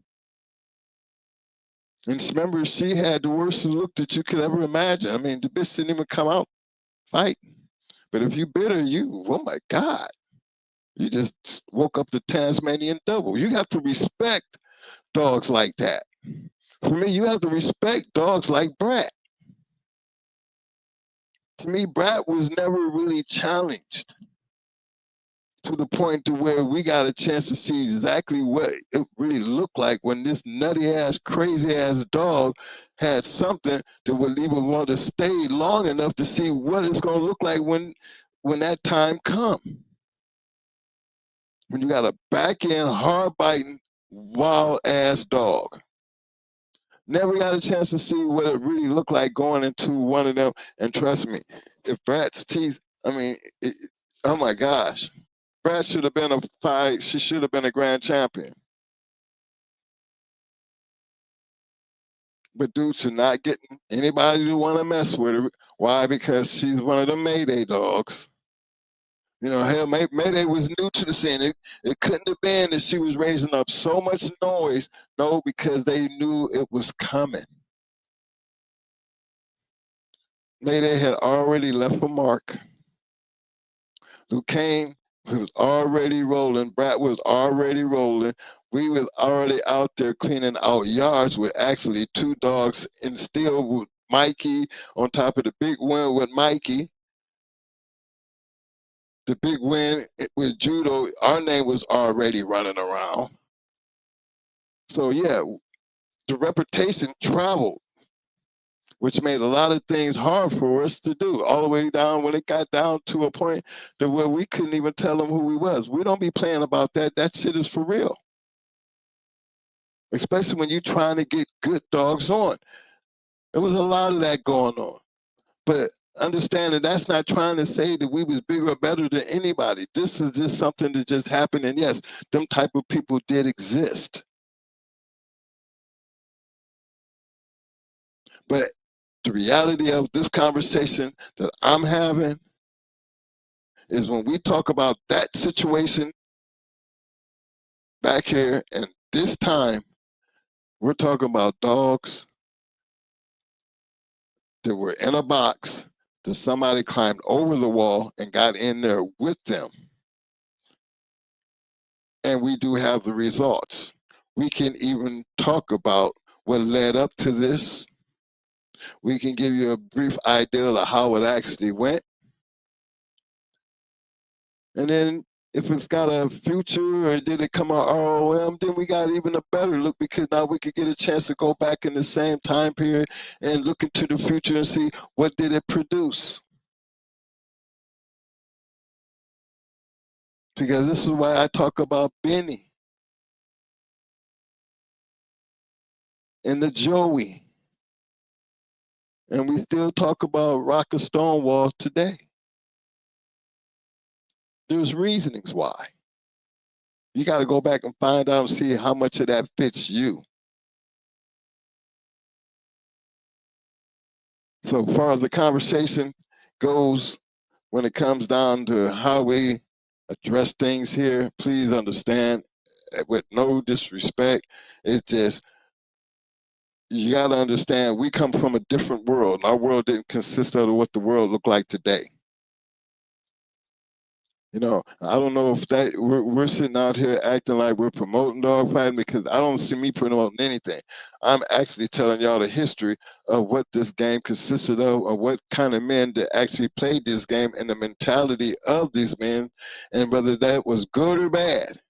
We can't go back and fix none of that that's in the past. But it doesn't mean that we can't sit here and share that moment. Hell, we do it with gangster movies. We do it with everything. This community is built of history, built on the history of what made these dogs where they're so popular, and still the same dogs of today. The times might change, fellas.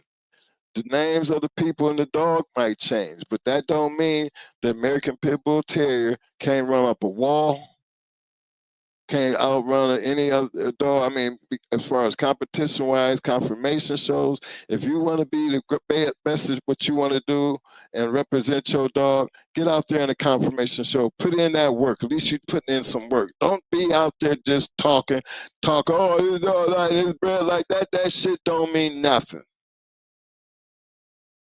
How about getting on, putting that dog together, putting it up in a confirmation show, and put it against some of the best out there? Because one damn thing is hard to do.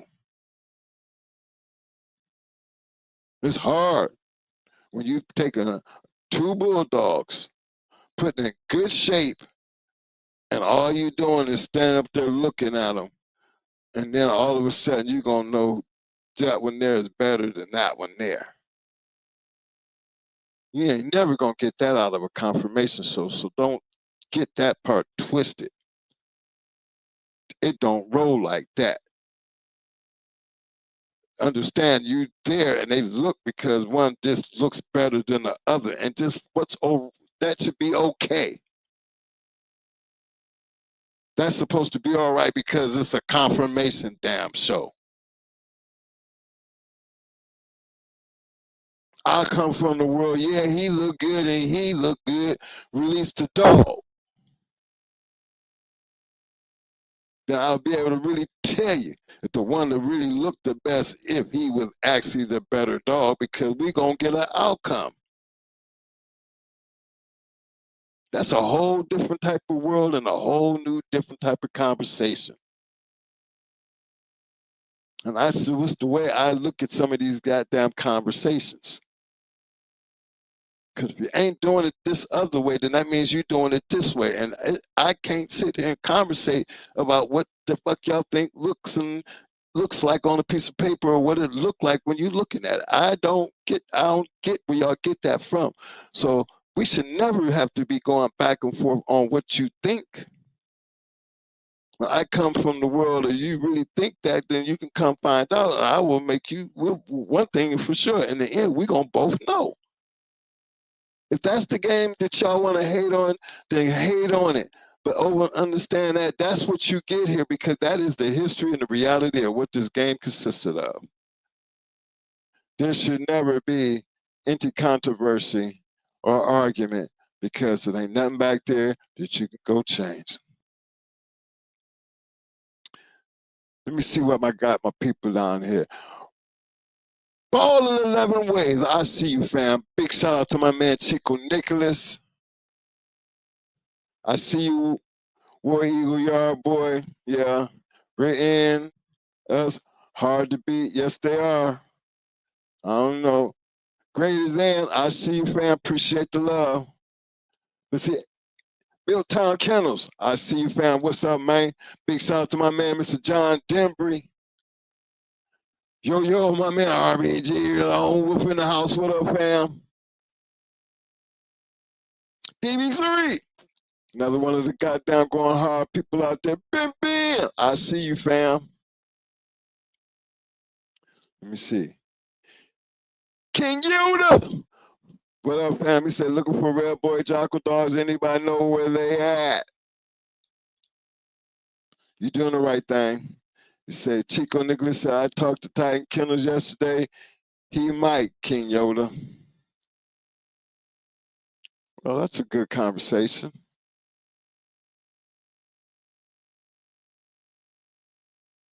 I tell you what, King Yoda, hit us up in the send an email. Show me what you're working with. I would like to know what you're working with, Yoda. Because that does matter too. If you're looking for a good dog, and everybody got good Red Boy dogs, let them tell it. Sometimes it pays to know what kind of Red Boy dog you really looking for and what you're trying to use it with. And if you're looking to use for your type of persons, you just want to make sure it's the right thing, because, you know, purpose matters. Purpose always matters. And I say that regardless of what you do, how you do it, it still don't take away from the performance of the dog if it's in the dog. So that's not knocking nothing in the past and nothing in the future. I'm always still about the dog. In order to be able to find out what's going to work for you and your purpose, you want to make sure that by the time you finish your homework, you're working with the best that represents what you're trying to do. Give a damn. Don't need nobody to talk to me and tell me shit. I can let me go see for myself if it can do what I need it to do. And then you notice a lot of these 3 dogs that I talked to tonight, these dogs were given away. $400 for one. The other, I can't tell you exactly how much McNasty paid for Joey, but I know what much. But it was enough because my man was already into some shit, and it really helped him out of a serious bind. You know, and they was really once, you know, he did what he did with Joy. You know, McNasty never, you know, he always gave a big shout out to Flowers for doing what he did, and oh boy, who actually sold him the dog. So yeah, these things was always a part of the game. I mean, there's so many of these stories, but the purpose of my conversation is to big shout out to my man Bruce Banner. What up, fam? Big shout out to Shreveport Mike. Appreciate you showing up, fam. Small time. Keep doing what you're doing, fam. Hey, Bruce, I love it. I love what you're doing. Keep representing. See what he said. Bruce said, I went to a few ADBA shows back in the day. Good times, dogs from everywhere. You know, man, now for us, and I speak because I understand that when you're dealing with dog shows, remember we did sports and training. So we did guard dogs, ring dogs competition. And you get the chance to, when you matching, I mean, and I look at that type of competition the same way as I look at any kind of competition that is. You're going to have some of the best, and you want to try to be one of the best. I mean, I think the best dogs, it's not hard to find. I mean, I got 10 people, and we all get a chance to look at these group of dogs, and how many out of this 10 people are we going to pick that one dog that we all gonna feel be better than all the other dogs? Now, this is all of us get that we get to make our own choice. To me, the best of the best gonna come out of decisions made that way. Always have been made. The majority is going to always win. It might not have been the one I voted for, but outside of whatever everybody else voted, I can't be mad at them. And that's how I be looking at some of these ADBA shows, any of these dog shows. You can't sit back and talk about the judging until you get out there and see what it means to be judged. And when you being judged, which means that's based on what somebody else thinks, we're always going to have our opinion and feel the bias. But if you were to take that criticism and put it to use and put that much more time and get better at what you do, I guarantee you, you're going to have a better dog using that philosophy than you had when you first got judged and you felt a certain type of way about it.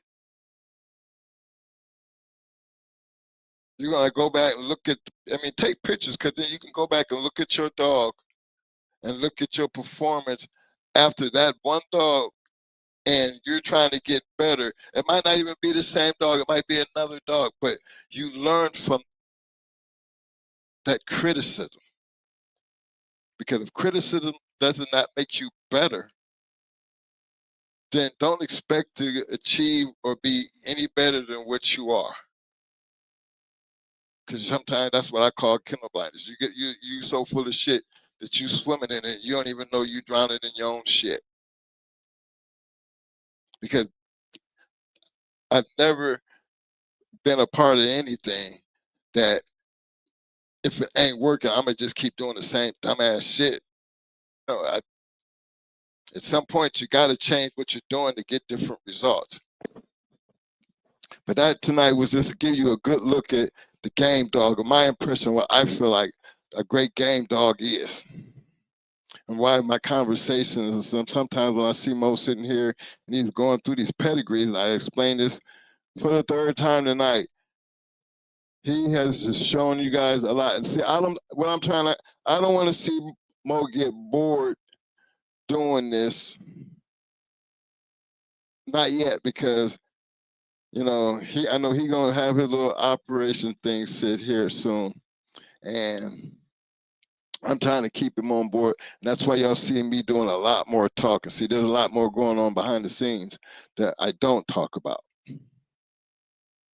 But I'm not ready to stop and when it comes time, when I get ready to walk away from here, I want to be able to go back over everything that we did. And I want to I mean, I don't spend much time on these shows. I've told y'all that. I come in here, I throw shit together, and boom, we do it. But I got enough information and I have enough technical skill that I know I can sit down here and give my brother a nice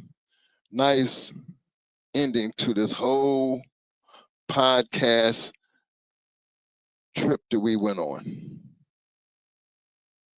You know, because times are changing. I think we got enough information on there. But you remember, if y'all seen that I think it was on Netflix, the Dallas Cowboy documentary, how we got in there and got detailed and gave you the behind the scenes on some of the shit that was going on. For me, that was a damn good documentary because they went behind the scenes and they was actually had people saying and doing shit that we knew they was doing, but I never thought it would be aired. You know, I have family members that played in professional football. One out in Kansas City, the other one played in Chicago. You know, everybody know Richard Dent.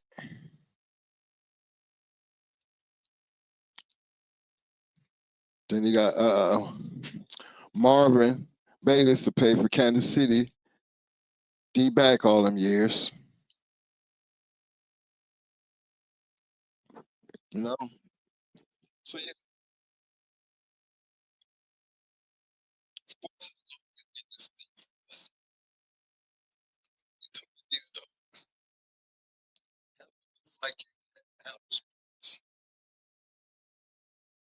You your own coach, you the trainer, you the medical, you the fitness coach, you the handler, all those things. That means you are responsible for not just the team, you're responsible for the performance of your animal.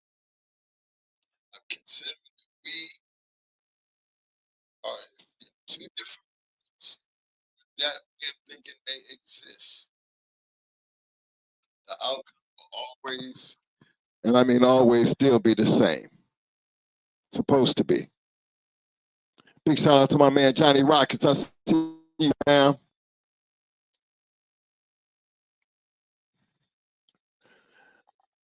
My man Bruce said one of the best conditioned dog at the how was a blue dog. Everyone was like, what?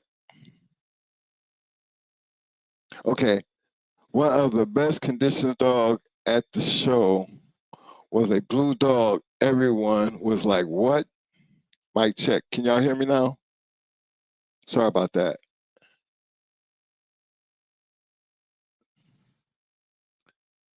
Yeah. Hope y'all can hear me. Yeah, I got you on that one, Bruce. But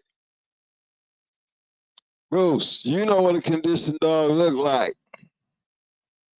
You know, you say conditioned dog in blue, I can imagine you seen every rip, every uh, vein that powered up that powerful looking body on top of that just blue matic like shiny color based in the sun. Everything just looked perfect, didn't it? I've seen a lot of beautiful bulldogs, fellas. It takes a lot just to make a beautiful bulldog. It really does. I mean, you I tell you what, you put it together, do like Bruce and them, get out there, put your abilities to the test, and go get in a confirmation show and match. And that's mano y mano, and let somebody judge you. And then you doesn't. And I don't say that to put you down. I say that to put that competitive fire behind you. Because when you get out amongst a bunch of good looking dogs and see what's actually winning, and then you look at what you're doing, you're either going to change up your game or you're going to keep your game the way it is and you're going to keep getting the same results. That's why I say don't take that criticism as something that is supposed to put you down. Take it as something that's supposed to make you better. And I just believe that's where the differences come. You know, when it comes to what I'm talking about in that manner compared to what I'm talking about from the world I come from. Because I could really show you that, you know, if your shit is what it say it is, I'll see you on the other side. Because that's gonna be determined. Remember, any dog can lose. So that was never the point of my conversation tonight. My point of the conversation was like how these people were lucky enough to have these dogs. That I knew these people and I knew them kind of like personally, knew the kind of way they thought, they did things, and how lucky they were able to do the things they were able to do with dogs that they barely got for nothing. Or just because their relationship, they got a chance to have it. That kind of almost is identical to the story that we're sitting here telling you about our own experience in the American Pit Bull Terrier game. I'm trying to fit that world to where you can see where we be coming from. That conversation is always going to be just a little bit different than this other conversation. We can't throw them together when our purposes were totally different. And I don't say that with disrespect. I say that with that's the reality check. That's two different worlds.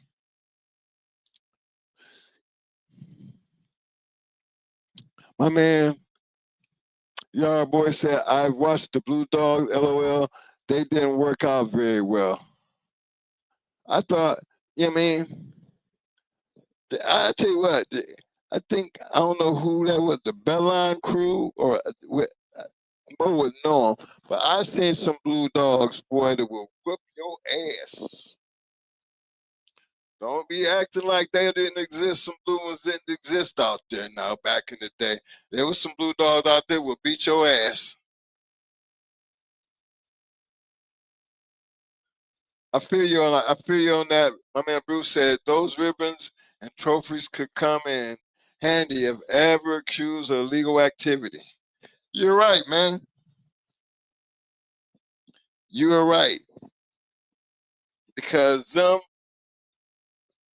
ADBA confirmation show cards definitely came in handy because again it put a different look on something that was totally thought of one way, but the benefit of the doubt, you know, there's another possibility.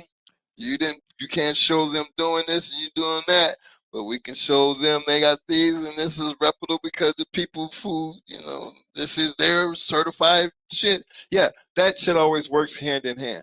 But not taking away from using that to cover the shield. No, just use that to protect yourself because they can accuse you for whatever they want to accuse you of. But let the fact remain. This is what I do, and this is all I do, and here's trophies for it.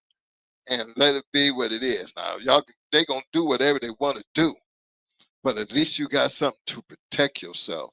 And every once in a while, I still pay to have that camera on because sometimes, you know, they got the legal way about getting that type of shit. And that's where it all started at. And somehow, for some odd reason, they at your door. That's the part you need to take care of first and foremost. Let me see let me see I got right here. Hey man, before y'all get out of here, because I know I'm already past my little time here. I told myself I would be out of here by 12 o'clock. Hey, Mo didn't get a chance. Well, actually, Mo is here. Yeah, he's actually here. But again, tonight's show was strictly for me. I tried. He wanted me to start doing a little bit more, and I told him I would. But because of last week's show, and that was a high power, you know, to me, a lot got out. It didn't seem like a lot of people seen the situation. But again, y'all go back and watch some last couple shows because it, it, even like tonight's show, it's not titled. I mean, it's not meant like clickbait, but it's like a straightforward look into if you go into these shows and just pay attention to what's actually being said. And I know thumbnails and titles and all that shit really matter, but I want you guys to start, going in and start looking a little deeper into what the conversation is consisting of, without me just having to come right out and say, this is what the show was really meaning about. See, on my end, you can go in and summarize every video that we've done. It just gives you a basic summary, and AI can just go in and just hit major points of what we were trying to get across. Now, some of them points be so direct and on point, and I see AI doing that I be wanting to just repost what AI said and then promote the video, by going out the summary with the videos and give people a better idea to make them want to go in and look based on what AI has summarized this video to do, because then a lot of people would be more inclined to visit these videos just to see what and how them points, were explained during the video. Where once, because just a title and the description kind of never really gets the full impact of what we discuss. But that's one of the things that I choose to do, as I try to make this show better on the way out. Do things that I haven't been doing, and then prepare for the things that are to come in our quick near future. So I appreciate all you guys for showing up, showing out with us tonight. Well, at least with me. I think Mo will be back and ready here Friday. And just y'all keep doing what y'all doing, man. Keep hitting that like button, keep hitting the subscribe button, and keep putting them dogs together, and at least getting into the show. See, to me, there's nothing wrong with a working dog. I wouldn't give a damn what the hell you call work, but ain't that more beautiful than a good handler of a good working American Pit Bull Terrier. I mean, the competition's tough. As you read, you watch what this show was about tonight. I took 3 dogs only because I knew in the history behind them. Remember, I threw Rocker Stonewall in there because it had a lot to do with that dog Benny that really nobody really gave a lot of hope to. But just because they threw that Rock Stonewall, a little bit of that Joey in there based on the conversation I was already having about Joey, this is what it looked like in the years to come. Now, I can't tell you what actually happened after Benny, what Benny actually put together, but that would be something I would think Mo would look at if y'all really want to know. Or y'all could just go check him out yourself. Just go back, get the information, and go check it out. We might even have a conversation about it. Big shout out to my man Johnny Rocky. He said last week's show was a hard truth show. Very good, especially the last part. Yeah, Johnny. It's the hard truth, and it actually, as far as the community is concerned, sometimes the truth hurts. And when the truth hurts like that in this community, for me, my understanding, that's just give you an idea, a temperature check, just a temperature check on the status of it, the community, the status of the community. As from my generation, from back where I'm from, what hurt? Losses, they hurt. Yeah, they hurt. Accidents, yeah, they hurt. They really hurt. Now, what a person say, not necessarily, because in the dog game, and I strictly speak from the dog game, not from my personal life out there, whether I'm on the block or the street. Dog game was a little bit different from my time and generation and the people I was around. If you talk that shit, You rather be about that shit. You know, you see there where you seen people pay forfeits and don't show up. All kind of crazy things happen. I never ever said that these things didn't happen. I don't think my brother ever said that this kind of shit didn't happen. But at least the majority of the game, if you didn't have no problem talking that shit, you didn't have no problem going to get your shit either. And that to me is just a big difference. You, yeah, I'm going to whoop your ass after school. Yeah, all that's fine and dandy, but will you show up after school? We both show up after school, then we really going to find out who going to get their ass whooped. That's that, you know, that just, maybe because I'm old, that, you know, that sound crazy to some people. No, that used to be our reality. If you talk that shit, you really better be about that shit for real, for real. Because the last thing you want to be known as is somebody who talks shit. Because then a person who talk a lot of shit, they gonna get punked. Your true color's gonna come, and then it's just gonna be more than one person is gonna be calling you, because you don't, you know, you exposed at this point. You know, that's the way the game's supposed to work. Don't talk about that shit. Be about that. You know how we do it over here. Exposure. You don't like to be exposed, and clean it up or go back in the hide. That's where I'm at with that. Y'all give me some goddamn thumbs up, thumbs up, thumbs up, thumbs up. Give me some damn muscles, muscles, muscles. Now I need some roses, roses. I need damn roses. You know, my roses and my thumbs up shit been getting kind of low here lately. I don't know if I've been doing it too long, if I need to change up. But don't nobody do no, nobody's hitting the like button, nobody's donating to the channel, and I don't complain about that. You know, I think if you give and do anything, it always should be about a heart. But something like hitting the like button, thumbs up with a couple roses, a little bit of muscle, even that's free. I mean, hell, you spend the time to watch the show. Just give back just a little bit of love to show that the show is at least being appreciated. Not saying y'all don't appreciate it, but this thing just helps the algorithm, and it actually helps me get by to where I want to come back and sit down and come in from a long, hard day, work and everything, and not let my people down. Because I didn't come in here to waste your time. Pay attention to the conversation and understand the conversation I'm trying to have.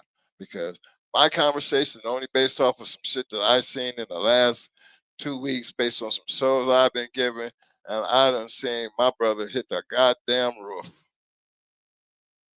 They say they just don't get it. No, they don't get it, because maybe they gonna get it after the night, because I'm gonna make it clear. This is the world we come from. This is the world we know and understand. Anything other than that, it's not like we dumbfounded to it, but we only talk about the past here on this show. Any and everything that's going to make you a better dog man, not based on what we did, but based on our relationship and understanding of the dogs. That's our understanding. Our understanding was built off some of the greats, the research, the time, the effort. If you're putting all that into what your program supposed to look like and do, you're going to get the results. We done it. The people that I showed you tonight, they done it. It has always been a part of the game. It's just a matter of time before you realize what role and where do you stand at in this game. That's what I want you guys to work for. Don't sit back and hate. Don't sit back and criticize. But how about just doing what we showing you that it can possibly be done, regardless of who you are? Doesn't matter. You put in the work, your work will show for itself. Big shout out to my man PRB. Hey, appreciate the love for y'all. Appreciate the love, Bruce. I feel you, fam. Well, my man BRB, let me get back to BRB. Appreciate BRB. Twin, do you feel like Joey's brother could have beaten the dogs Joey did?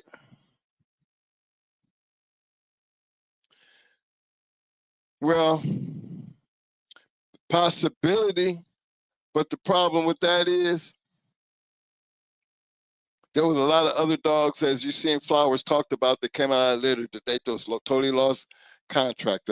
So just think about, look how many dogs actually got away that if it don't be for Joy, we would have never realized just how good the other dogs could have been because they never ever had the opportunity. Especially when you got a dog like Joey. You know it was more than that in that litter, but you can tell it never got the opportunity. We know how that feels. Think about Brat and her litter mates. And think about Red Ace and her litter mates. The shit Buck Rogers.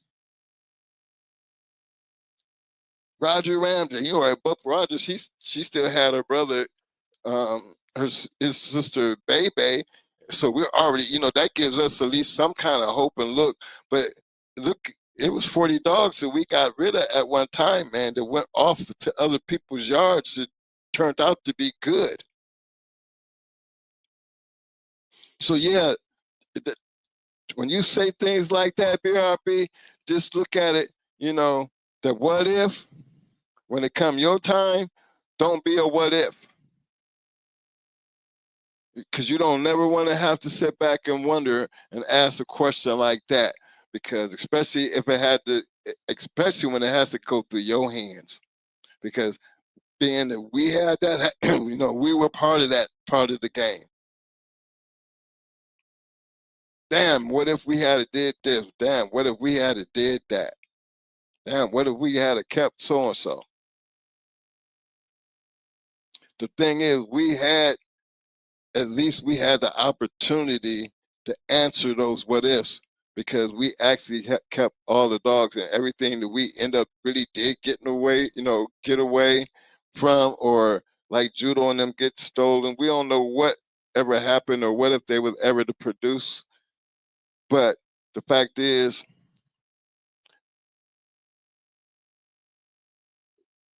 we never got a chance to do it.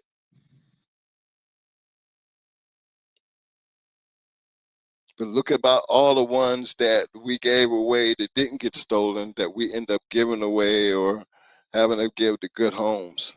And people went and made good house pets out of them, and then they turn around and wind up being great producers. Now, what if we had kept that dog? We could have been breeding it into this shit over here. That what ifs, at least we had the opportunity to talk about the what if because the dogs actually just didn't disappear. I always tell you, anything that ever quit on the yard, he don't even know their names. But he can tell you about good dogs that were really good dogs that got away into other people's hands. Like Bucko. Like the shit. There's some dogs that really actually got away from us that, you know, didn't make it the yard that turned out to be great dogs in other people's hands. But it's not because we didn't sit or wait long enough. It's just our standards was just a little high. My man Johnny said, Mike sent you a peg. Get at me when you get a minute. I sure will, Johnny. I am trying to get out of here tonight. Sorry for that. BRB, I'm sorry, man. You said, I asked that because Joey taught his bro something that he already knew. This is true. But then you look at it like this. He taught his brother something that he already knew. But Joey's brother taught Joey something that Joey might not have known until that situation happened. So that could have went the other way around. Because as you notice, they kept Joey. Remember, look who they kept. Joey's gameness was never tested, but his brother's was. Don't know what actually happened. They don't tell the story. But we know why Fowler gave up the dog and how old boy wound up with him and how McNasty got it from him. Remember, Flowers talked very highly about that litter.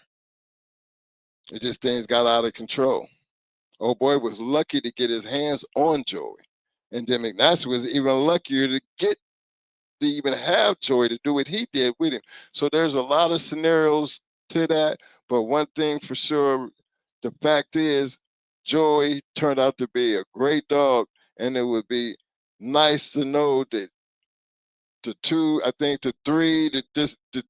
sister and the other brother that, got away, well, the three that actually did get away that don't nobody know whatever happened to them, that right there, I know how that shit feels because there's a lot of dogs that left the yard that I'd be wondering whatever happened to them. Look, we have one now that is in Ohio all those years later, and when somebody says, man, I got going hard dogs and my dogs. Where you at? Oh, in Ohio. It's so-and-so. You remember so? Damn, that's where she was. They actually bred that shit. Yeah, they had three champions, couple things, and still all up in my pedigree. Oh, see, those are dogs that got away. And all these years later, you didn't hear nothing about this. But then when people show up, they done inbred it, outcross it, and have created a foundation of dogs based off these going hard dogs. What make people think about going hard? Is it the podcast or the fact that it's a good dog? Twin, we got one of them dogs in our pedigree. They had it off of this right there, and they've been doing it like this whole time. We even going back in it. We did some inbreeding with the shit. See, that's what keeps it right. And it's been working for you all them years. Oh, if it don't be for this podcast, these are things we would have never known. But that's a good thing about having a podcast. Appreciate you guys for showing up and showing out with me. Appreciate everybody who came out. I want to make sure I didn't forget nobody. Let me just run up this list. Let me get ready to check out of here. Let me get my little theme song going. Yeah, hold on. I don't know when they go that table out of jail. I mean, his kind of sorry for the unfortunate thing that happened. I just seen somebody say that somebody said they do. I mean, whatever I just think that whatever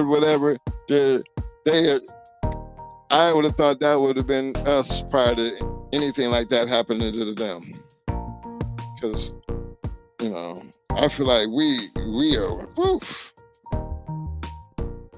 mean, we don't do a lot of bullshit, but I know we was right there. Talk about the history of American game dog fighting pit bull.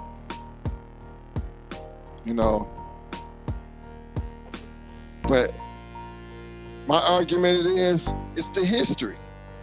Always will be the history, and as long as that history is there to be told, I'm gonna tell it. Don't be mad at us. It was there long before we got there. American Gangster, Scarface, They should have made What About the Dog game. I'll tell you, because boy, I'm telling you, it would be a good ass damn movie if you would really sit down and really go in the underworld of the American Pit Bull Terrier. A movie? Shit. Best breed in the world. Say it again. I mean, we done had the Doberman game. We even had the Malinois in the John Wick movie. We get with that. We had a little bit of.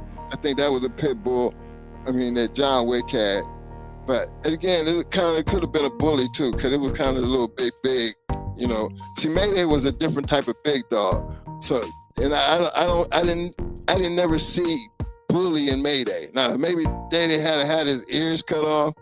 I still probably wouldn't have seen it. Because Mayday was they had a different, the Mayday dogs have a different look. And that's why I can distinguish the difference between a bully and what I consider a real pit bull terrier. There is a look in their faces, you know, that bullies have that the right kind of pit bull ain't gonna have. Now, I see a lot of them beautiful red-nosed big pit bulls out there, and I've seen some big red, pretty bullies out there, but I can see it in the body. But when I look in that look, some of them bullies have that pit bull look in their face, but then the obvious is the body gave it away. See, if y'all really stopped and really took a good look at what a real match dog look like, y'all wouldn't be having a match dog, what I consider a good looking match dog in a conformation show. They would be, it will fit, you know what I mean? It just didn't want, it don't fit. A kiss condition dog, to me, would never, it wouldn't stand up in a conformation show. Because we pull them tight. We really pull them tight. But we got muscle. Conformation show, I wouldn't pull them as tight. Be a lot more water on the muscles. They would have that, But again, two different purposes with a different look. Hey y'all, appreciate y'all for showing up and hanging out with me. I'm gonna end this show the same way I always end it. Regardless of how bad things get. And another thing, while I got a chance to say this, hey fellas, everything that we show y'all, this shit that actually truly does take time. When I say takes time, it takes time to create something and to see if it's really supposed to do what your intention was to do, and then to be back and enjoy the fruits of your labor in the proper respect that you are due based on the performance of your animal, regardless of what it does. That shit don't happen overnight.